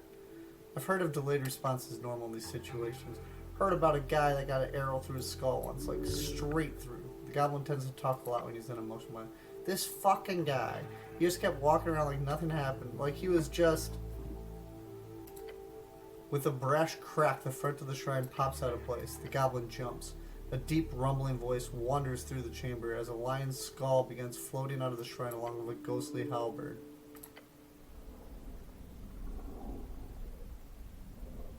Oh, cool. That looks awesome. Then the skull falls to the ground. Stared as it rolls to the side. Huh. I'm not sure. Glances around, scanning for threats. That was a ghostly apparition left to guard the shrine. I don't think they planned for it to go that way. For once, I agree with you.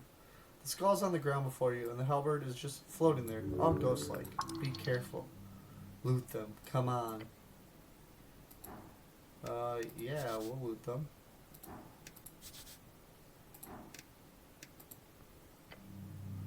You kneel down and look at the cat-like skull on the ground. What's your thought on this, Neil? My head's as empty as a skull, cleric. Can we go? Hello? No response. Okay, I'll leave you to it. Okay, let's try touching this now. Ooh, +1 wisdom and +1 intelligence.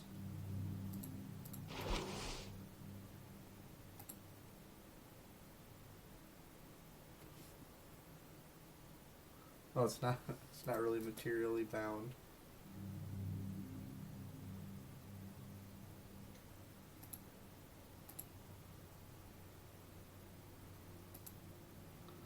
So intelligence and wisdom? I think I do. Let's do that.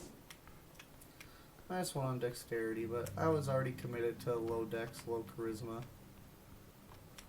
Okay, now let's continue onward into the dungeon. I'm really hoping we find that man in yellow soon, because it's almost midnight. I'm not sure what's going to happen, or if anything will happen at midnight. I know eventually we're going to have to sleep for 8 hours.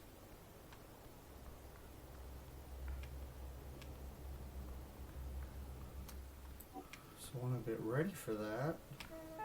And day one. But yeah, I feel like I haven't made much in the way of progress on this. Mysterious door. Let's go engage with that. Maybe this is a secret passage. Before you stands an iron door. At its center, a 5-pointed star has been etched deep into the metal. Esoteric energy emanates from the surface. The door is sealed with a powerful magic. A faint hum vibrates through the iron. That's some fancy door. The star symbol, it's connected to something. This is wizard work. Let's examine the star symbol. You lean closer to inspect the X star. 4 points, perfectly symmetrical. The work of a master craftsman, or a wizard, probably both. Each point of the star glows faintly with residual magic. About your fancy mystery dungeon door, he crosses his arm and stares at it. Not really my area of expertise, cleric. But I bet you need some kind of password or spell. Are you? No. Mime's breaking in with his fists. Well, let's check out the door. Your glove hand meets cold iron. A ripple of translucent energy pulses across the surface. It's locked, magically. Arcane lock, just like the tea shop. This one feels stronger, more personal. Obviously, smash it or probably opposite. Obviously, there should be a way to get inside.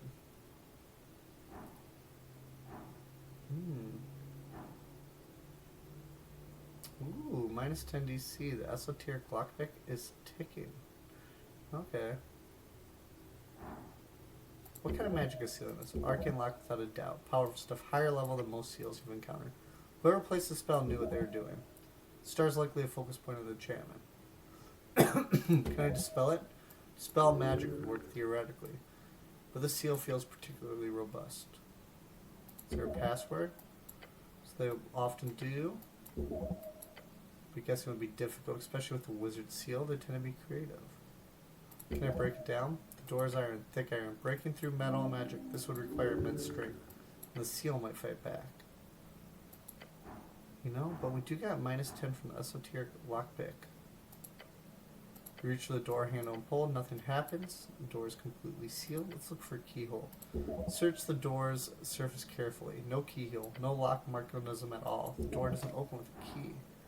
It's purely magical. Put your ear against the door. You lean in close to listen. Nothing. Complete silence. Door's too thick, or there's nothing beyond. Something is waiting very, very quietly. You know what? Let's just go for this. Oh, we did it! Okay. You channel every ounce of strength into your assault. The iron door groans under the pressure. Your muscles scream in protest. The star symbol flickers and dims. One more push. With a deafening crack, the magical shield shatters. Blue fragments of energy scatter like glass. The door swings inward, defeated. You did it through sheer brute force. Holy shit! You actually broke a wizard seal with your bare hand. He looks genuinely impressed. Your arms feel like jelly. Inside you see a faint light emanating from within. Soft, almost inviting. Well, after you, cleric. The goblin gestures towards the open doorway. Beyond lies the unknown. What secrets did the wizard hide? Oh, I thought he was going to be in here. The light's not real. How strange. That's a strange box. Arcane music box. Take it. We're going to take everything. A monster manual, but most pages are ruined. You can hear outside. An illusion, surely. Not a mimic. Engage. You stare at the sign. Your companion joins in on staring as well. It does indeed say, not a mimic. So I'm assuming the chest is a mimic then? The sign appears to point towards that, yes. However, this whole area is clearly esoteric in nature, so beware. Let's try to figure out what's up. Okay, we passed. Hold on. Hold on. Look at the sign. I've been doing that for a while now. What about it? Ask yourself one basic question. How is the sign attached to the wall? Well, obviously, it's the nail. We're right up there. Let's spec closer. Or is it... The nail's not attached to the wood. Nor does it hang upon anything else apparent. Could it be attached to the back? That'd be a strange way to hang a basic sign like this. A man would just hammer right through it. More importantly, why would the rope still be erect in this fashion? As if someone attempted to create a facsimile of a hanging sign and did not think through all the logical steps involved, with why each piece is a symbol. So what about it? It's suspicious. Yeah, that'd be obvious from the start. See those pebbles on the ground? Toss one of them at the sign. A basic test of corporeality. Okay, let's toss the sign. You grab a pebble off the floor and lightly toss it towards the sign, expecting it to bounce right off. Instead, it just stops, stuck to the surface of the sign. Whoa. The pebble stopped as if it hit a wall of soft, sticky honey. As you watch the pebble just sit there in the sign, you also see something emerging. An eye staring at you. The signs of the mimic. Oh, that's so cool. I knew it. Point at it and shout, a mimic, a real-life mimic. Righto. Hold on. Speaks in a harsh, sharp tone. Appears there's eyes upon me. Me who hide in plain sight. Interesting. There have been documentation of mimics bred for greater intelligence. They are commonly seen as extinct in the current post-war era. Why are you hiding like this? Oh, I am mimic. That is why? The goblin holds up his hand. I mean, yeah, that makes sense. Befriend. I honestly did not expect you to talk. This is kind of throwing me off. Do not talk often, no. But you understand? Yes, I understand you. Understand! That is good. In Colony, we speak good. Nice. Forward. Using mouth. Not as speak good. Yes, this monster is not mindless. While its intentions seem to stem from the survival, it's not the most evil of learnings.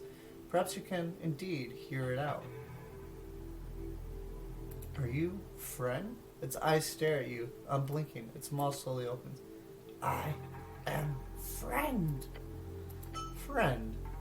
Well then, time to talk. Look, the goblin says, turning away from the monster. I won't just trust the thing at the end of a 10-foot pole. However, if you can get some nice info out of it... He shrugs. Trust, but verify, right? The mimic looks around. I. Mission. Wizard told the guard. Stash. But room change, place, chamber shift, time pass. So guard meek moves, feeding, guarding from people coming from not dungeon. The poor little guy has been stuck down here for a very long time. This monster is following orders? That actually sounds quite honorable. But Meek can talk a lot. Ask Meek. Ooh, I wonder if we talk much, if we can get this down more, because obviously my charisma's terrible. Your name is Meek. Meek, yes.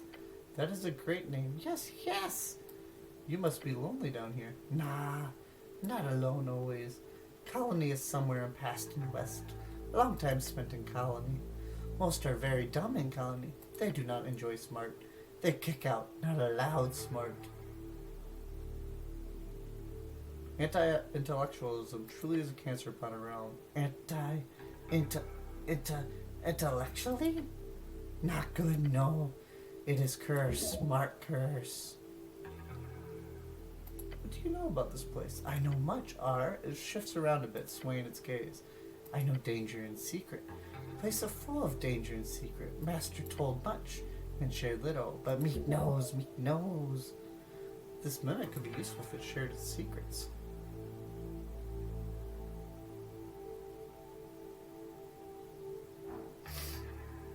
Where do you come from? Master lair.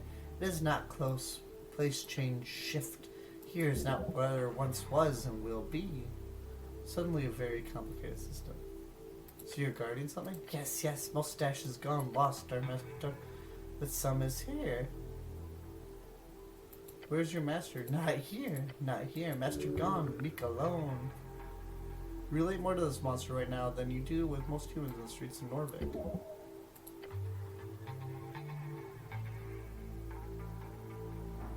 Oh man, let's try it.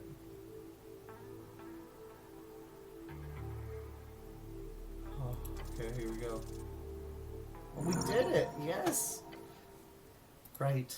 Well, this might seem pretty simple at this point, but you gotta convince this thing that you'll be its new master. And you do that by, well, hey, Mimic, Meek. Yes, yes. When was the last time you saw your master? Master, yes, yes, master was. Master had, master say, Meek should then Meek not see master for long. There we go. You made these gears start turning. Now hit him with the big one. Your old master is gone, Meek. Oh, but. No buts. He's gone. But it's okay. I'll be your new master. Oh! Mimic's eyes go wide, revealing a horrifying mess of shiny pupils. It begins to shake. No, that does not. What? Only master can order. Old order, still fresh order. Maybe ask. What exactly was the order? Master talk. Guard Meek, master guard stash. Guard Meek, only order by master.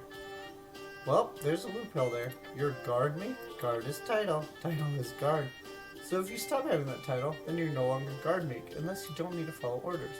Meek stares at you for a moment. It turns to your companion as well. Sounds logical to me. Yes, that worked. But Meek is guard Meek. Not anymore. By the power granted to me by the city of Norvik, I now officially deputize you, Mr. Meek. What? The mimic jolts around on the wall. Your new title is now Deputy Meek. Congratulations. Want to join the party? A horrid screeching sound is emitted from the monster as it leaps towards you. Shit, the goblin yells and steps back. Embrace it.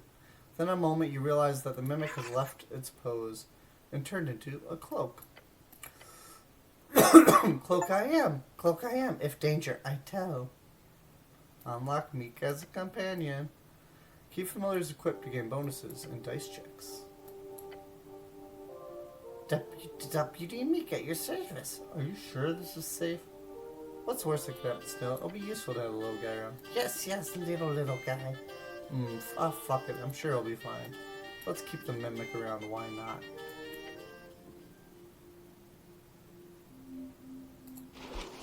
Ooh, so what's the Meek provide? He keeps you out of trouble.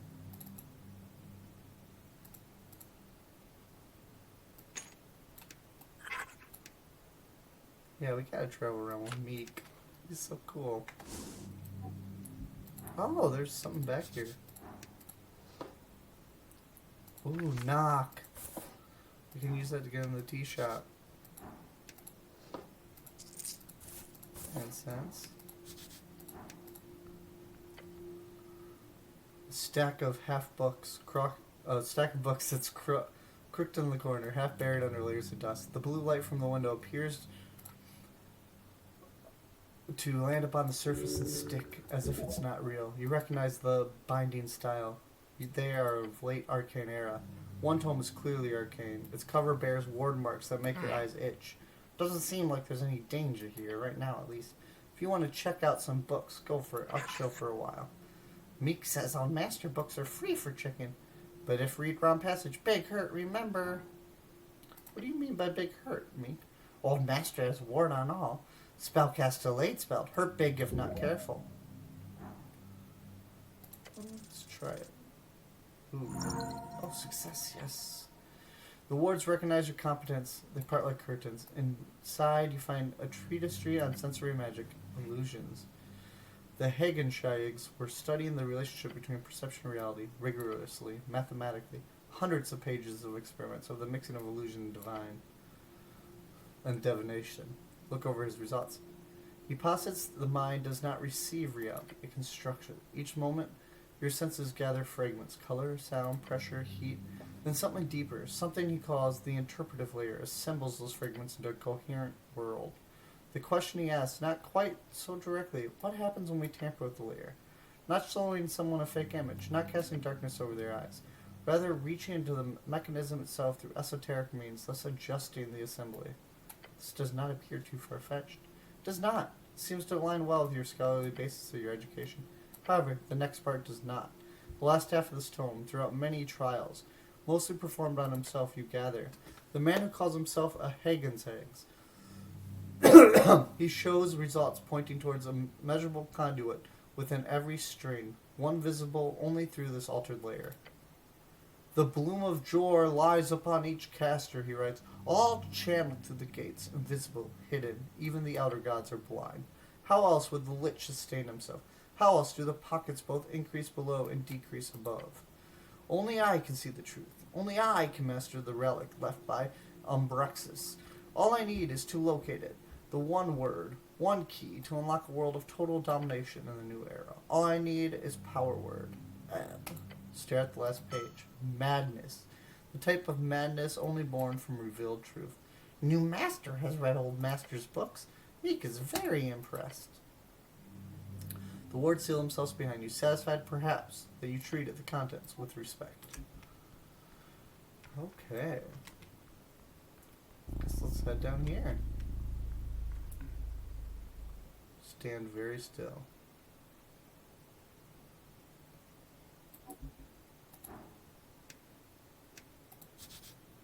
It's ominous. Okay. You see a strange glowing torch a bit further down the hallway. Strange, something is wrong here. Cleric? Meek feel bad here. Very bad. Hold on, Sneel. I need to do something. What do you mean, Meek? Something wrong. Meek not see, but Meek feel. Master, be careful. Are magical floating torches common? I feel like they are. They are. However, this is obviously not floating by itself. Okay, we got that. Hopefully find some traps. You look down the hallway real close. Then you look at the walls and then the ground. Wait, why is there no dirt on the ground? There's absolutely no dust or grime or little rock pebbles on the ground here. Right in front of me. Oh, there's a bunch of floating stuff in the air in front of me. Stuff that looks like it's slowly being dissolved by some powerful agent. That's a bad sign. In fact, it sounds like a perfectly straight line, after which the dungeon floor is clean. It's clearly a cube. A gelatinous cube. A perfectly flat wall of perfectly translucent gel stands before you. The goblin stumbles backward when he realizes what you're saying. Oh, gods. That was close.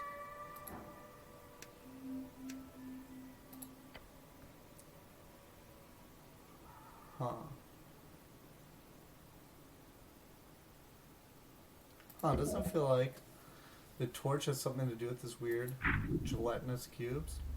It does. Warmth. It's drawn to it. Perhaps if you were to locate Mage Hand, perhaps you would find a copy of it somewhere upstairs. Huh? No, could you? Possibly. Let me rephrase. Could you do it without having your skin be dissolved? No. Goblin lets out a deep sigh and looks across the surface of the jelly monster. The cube's weird. They're usually way more aggressive. The fact that we can stand here no problem means something's way off. I bet it's that torch. Can you use your magic to grab it? Protective shield if you wish to fight through the acid. Our mage hand, a possibility. Ooh, do I still have bark skin attached? I think I do. Oh yeah, I still do. 113 minutes remaining. I mean, we're not some goblins who know it. It's not rare. The goblin cannot be allowed to degenerate like that. It's beneath the cleric of Norvik, trembling anger.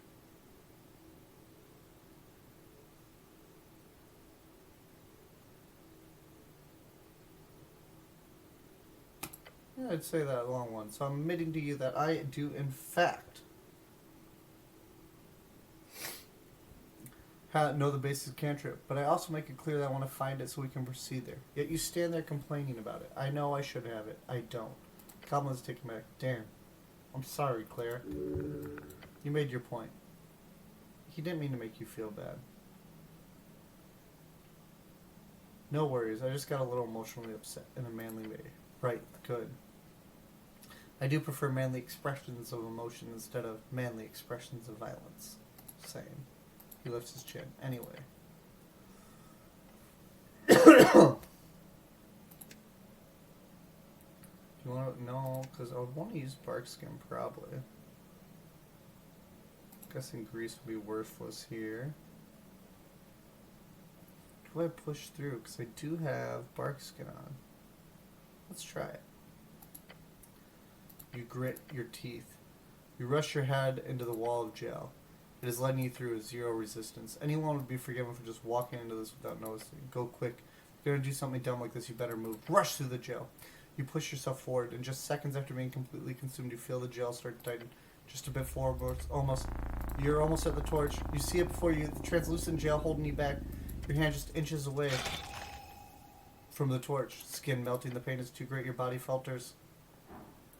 Push through the pain!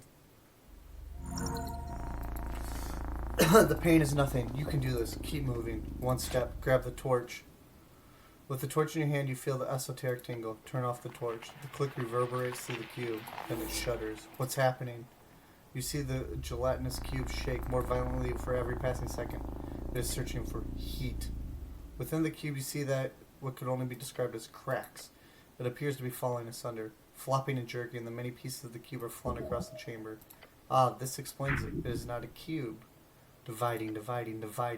Smaller pieces smashed against the walls of the chamber, causing a terrible tremor, until ultimately, each and every piece has escaped into the ventilation shafts. Slits.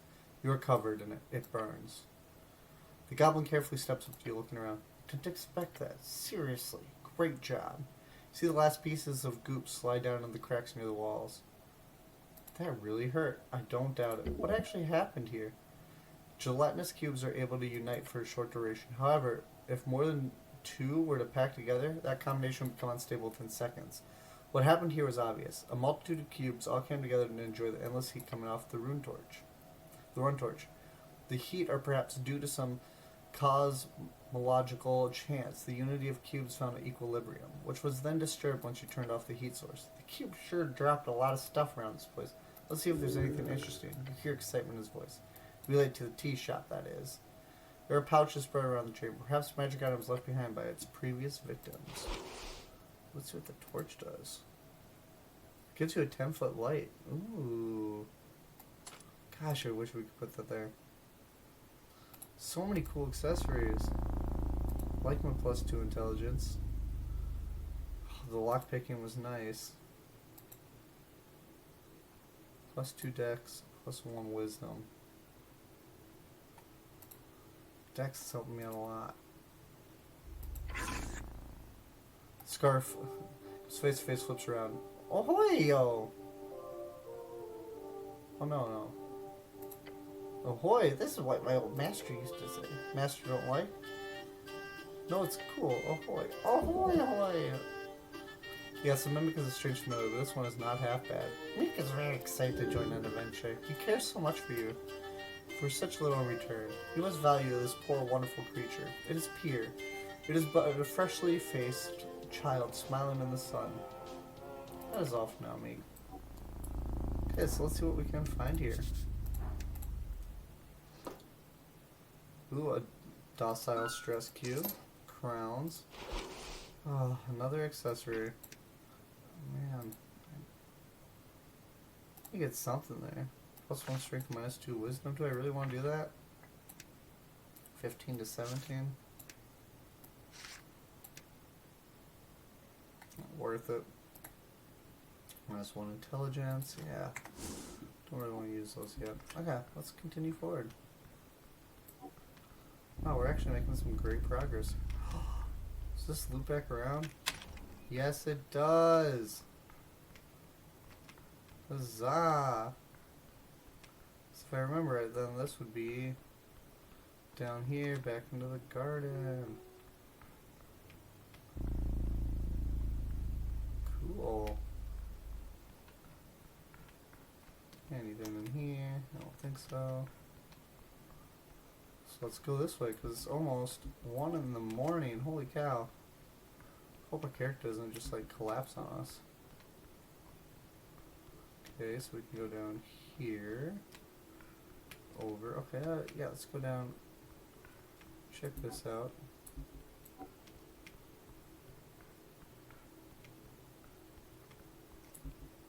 Oh, wait a second. Let's just loop back around again, I think.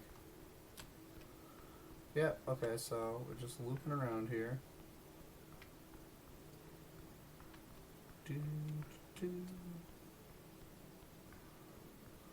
Okay, I know we still have some more to see over to the right over there. Just really trying to explore everything. I'm not gonna go down those stairs yet. Let's go left. Oh!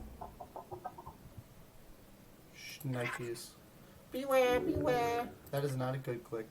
Feel pressure change. A rushing wind causes you to be pulled just an inch further into the hallway. Then you notice the wall holes opening up. The goblin behind you is already in action. Back, now! Can we do it? Oh, Sneel's pulling us back. Advantage. Let's do it. Okay, we did it. Hell yeah. Whew.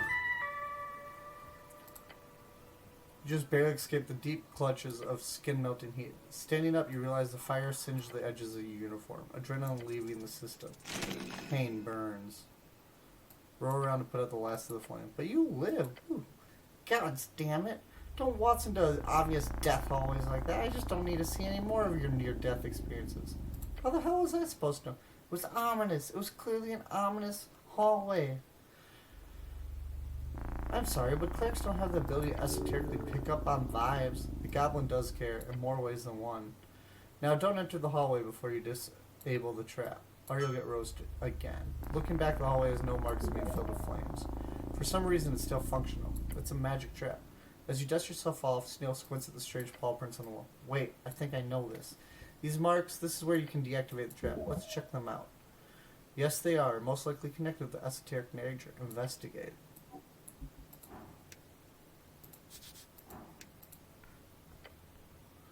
There are 2 faint paw prints here, one on each side of the hallway. I think traps like these are my least favorite part of the job.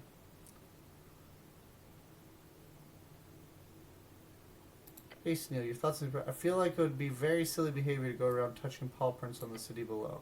Honestly, considering the surprise traps I've heard of, wouldn't surprise me if this was some bullshit puzzle. Puzzle? I love those. Could be something like we have to press both of them at the same time, and that somehow deactivates the trap for a while. Yeah, let's give it a try. I suppose. What's the worst that could happen, apart from being polymorphed into a rust monster or something? That won't happen. Will it? Get into position. No, of course not, cleric. A defense mechanism. Get into position and look over to your companion in the left paw. He reaches up to it after a moment of hesitation. Ew, yeah, this is magical. You see him shiver at the realization. But nothing more than that, he says. Puts his whole weight into it. Try pressing yours. The goblin jumps back, a deep groan from the walls. That Dude, do something. The fuck is that ticking noise? Look around. Ominous sensation. Your body tingles. As you peer into the hallway, you see something appear on the wall. Is that writing? At the entrance, a whirling mess of faint light forms a stable shape. This is cat speech. You cannot read it. Ah, the construction must be a remnant of the white mane tribe. This will be dangerous. Why is there cat speech on the wall? Yeah, good question, but I can read this kind of. Let him focus. He stares at the text and mumbles to himself. It says, enter, as a pair, and be probed? Not probe, prove, like the dwarves. Prove. It is a trial. Snaps me, yes, that's it. It's a test. Enter the hallway in pair and be tested. Okay. Let's get into position. I'm ready. What are you? The goblin takes a deep breath through clenched teeth. Oh, yeah. Okay. On 3. 1, 2, 1. Wait, on 3 or 0? The goblin stops itself from stepping in the hallway in the last second. Now! The two of you step forward. Hesitant unison. Stern. Heart beating fast. How far are we going to... Shit, stop the text. You both stop halfway, looking at the magical lettering on the wall. Oh, gods. Companion mutters. Something divine, something important. Open a gate. You can read it, right? It's not like I took formal lessons. I've just picked up a few words here and there. He's sweating, feeling a dread growing in his heart. Clicking sound starts to echo into the hallway. Tick, tick, tick, tick. Gods be damned. Okay, hold on. I got this. Tick. Oh, son divino. That's a divine song. Tick. Puerta is door. Tick. Listen to the divine song and the door will open. Your doom is near. Okay, cool. Yeah, very cool. It glance around the hallway erratically. The ticking is kind of a song, a rhythm at least. He's shaking. Tick, tick. A nervous tick, tick. You're clearly supposed to move forward in rhythm with the song. Without knowing it innately, it would be incredibly difficult to follow it.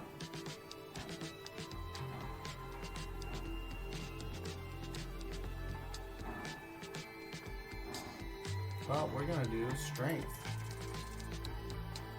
Oh, okay, we did it. Your thoughts focus on divinity, the unreachable goal, one you will never attain since you'll die here, by fire in this ancient trap. Press a fist against your chest. My people, my sons. The cleric, are you praying? His tone, his voice makes it sound like he's thinking, great, so this is how I die. Tick. You who trusted in me, I am your keeper as you are mine. In times of fear, we tick. You realize the ticking enters your body. It is the same rhythm as a prayer. What? How? Why? Who knows? But never mind reason. It is time to act. The ticking is a river chant. I'm sorry, the ticking, it's a river chant. You know it? The prayer? I heard it, but... Oh. Okay, I get it. Goblin has no idea why you're saying that, what you're saying, but he trusts you, somehow. What are we doing? Follow my lead. Count down from 3 and step forward on 0. Tap, tap, tick, tick. The rhythm lives in your soul. It must have been passed down. It lives inside your joints. The power wields over you is indescribable. You repeated this prayer, this chant for unity and enlightenment, for reasoning and meaning. Take a step forward with us now. 1, 2, 3, 4, 5. 1, 2, 1, 2. The goblin keeps up. Each step forward made a trembling adrenaline-filled fear. Breathing, fluids coming down, kept down. Take those final steps. 1, 2, 3, 4. He mouths as he joins in those final steps. 3, 4, 5. Oh shit! Takes a deep breath. We're out! Oh, gods be good, we're out! Thank God. The gods favor us, Sneal. Enjoy being out of the fire trap. Cleric, look, he mutters and points at the wall once more. Another line of shifting magical text appears. It says we can pass liberally by celestial mandate. Hells yeah, we can.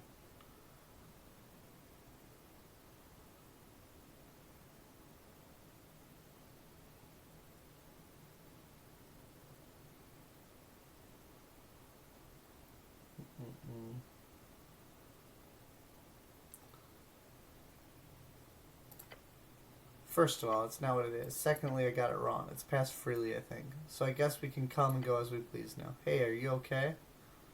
Yes, lie and get up. Your companion lets out a small laugh. The type of laugh you only get after winning against some possible odds.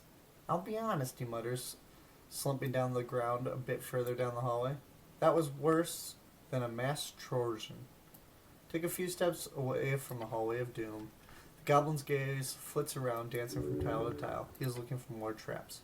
Finally, Sneal finds Seems to find himself more at ease, and he lets out an exasperated sigh. I need a goddamn breather. Same.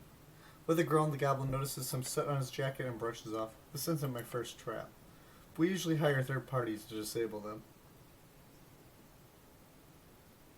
So you're saying you're a bit of an expert on this stuff. Depends on who you compare me to. Rooting around in his pouch, Sneal finds a tiny green sphere. He smacks it against the ground and it begins to flutter up in the air. A sprite spirit. Some type of primal essence. What kind of globe is that? The Nissan kind. Sadly, that's my last one. And then the goblin leans back against the dungeon wall, making sure to check for any trap mechanism beforehand. Look, I work mainly in Upper and Lower Tolstad. The city below is not my responsibility, usually. So apologies if I don't have these magical shifting tunnels memorized like some veteran adventurer. No need to apologize. From what I've read, the city below is incredibly dangerous. Damn right. You heard that the city below changes from time to time. Most people believe it to be a myth. The old guard used to deal with the tunnels all the time, but since Yorf's death, that work has been entirely regulated to the 3 goblin tribes.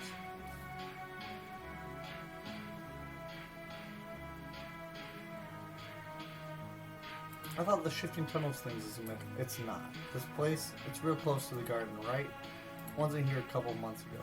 Between the garden and the water lane sewers, I'm 100% sure there were a slanted hallway full of frozen spikes. We boarded them up as well as we could at the time. Just boarding up. That only lasted for a few hours. It moved around? Yeah, it moved around. All this shit does.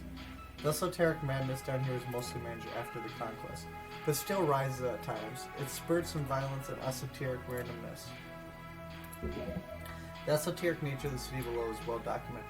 It has mainly to do with the sentience, if you believe the few scholars who have been allowed to investigate. The more living minds present, the less chaotic a section will be. But this, what the goblin describes, that is enough activity to warrant a proper look. I figured all the shifting calmed down after the conquest. It didn't. Or I mean, from what I understand, your dead god and his paladins used to keep things clean. But nowadays it's getting weirder by the day. But hey, now you're here, you can take on this esoteric bullshit, right? Do well and I'll buy you a beer. Deal?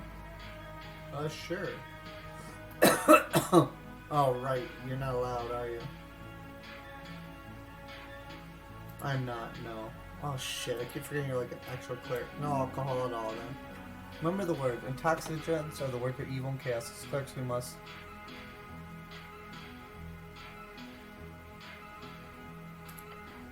Yeah, he waves a claw, clearly not listening. But trust me, the city below is very esoteric. Sneal is more than correct. The grand power present in these ancient walls has compounded over eras. All while the mystery of the pillars, these relics of the Gate War of Jor, is left as a whole in the collective understanding. We do not know why the city below is so esoteric. We cannot know, not in any sensible manner. But if you listen, if you feel the vastness of just sitting here deep inside the belly of the well, then you know all too well the mind-consuming truth. The city below is alive. It's also really fucked up, which explains why your beloved city would give up the property rights to a bunch of goblins, huh? A sad laugh. In these last couple of years, they've been more and more Redsean scholars going to Welvin to study it. The old lady doesn't let them in on her turf, of course. Chasing them away is one of the many jobs. Politely, of course. Not some syndicate gangster. But the other tribes are more accepting, for a ton of coin, of course. So let me ask, what can you tell me about Lady Sageleaf? What's there to say? She did the impossible, actually uniting the rowdy Halfways tribe. For her, we were close to being kicked out of the city. Really? Damn right. That was a problem before my time, of course, but we had problems with our old council structure. He leans in and whispers to you. The council didn't get along. Not along.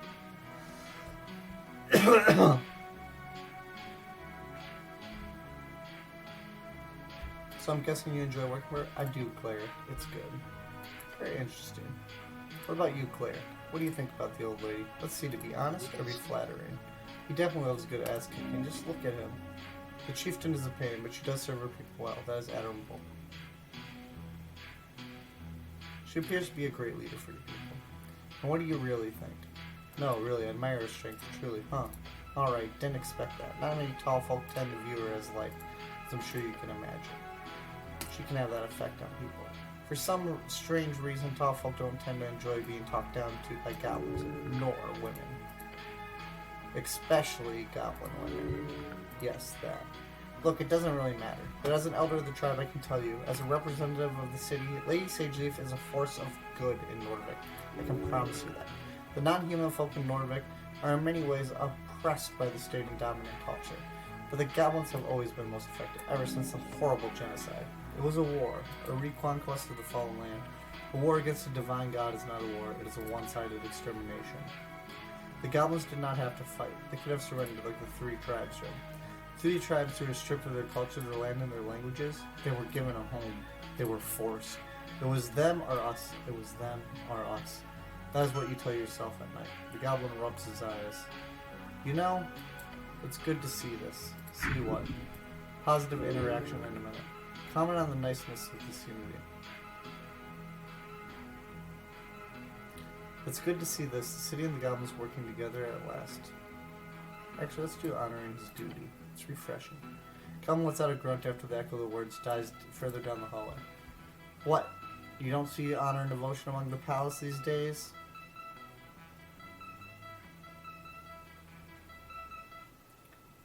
Of course there's honor. I'm there usually. Ha, of course. You ever meet him? Him. Think for a second this week who Yorth. The goblin asking about your god? He must be throwing interest in religion. Having witnessed your example. Oh, how interesting to see him broach such a subject. No, Sneal, you're fated before I was born. Sneal nods. First generation post-Yorth, First human tested by faith and faith alone. Regard the idea of Yorth. We will continue this duty. Taste the word as he leans back against his wall. I always hated Yorth. Excuse me? I grew up being told to be grateful. But let me ask you this, Claire. If you were the last of your kind, one of the maybe 8,000 or 9,000 humans left in the world, and you were told to be grateful to be alive just because the same monster that destroyed your entire culture also decided to let you live, for some reason, would you be grateful? He speaks of the goblin genocide. The goblin genocide was Yorf's greatest mistake. He lets out a mocking laugh. It's good to know our current predicament was due to mistakes. Thanks for clearing that up. Grateful, move on. The goblin stares at you. He's expecting nothing good to come out of your mouth. Should you be grateful? It's a hard question. A man should not simply lie down and take whatever subjugation arrives at the hand of a tyrant. Sometimes a man also has to make difficult decisions to protect those he loves. If your people fell, then they did not have the power to live. It's as simple as that.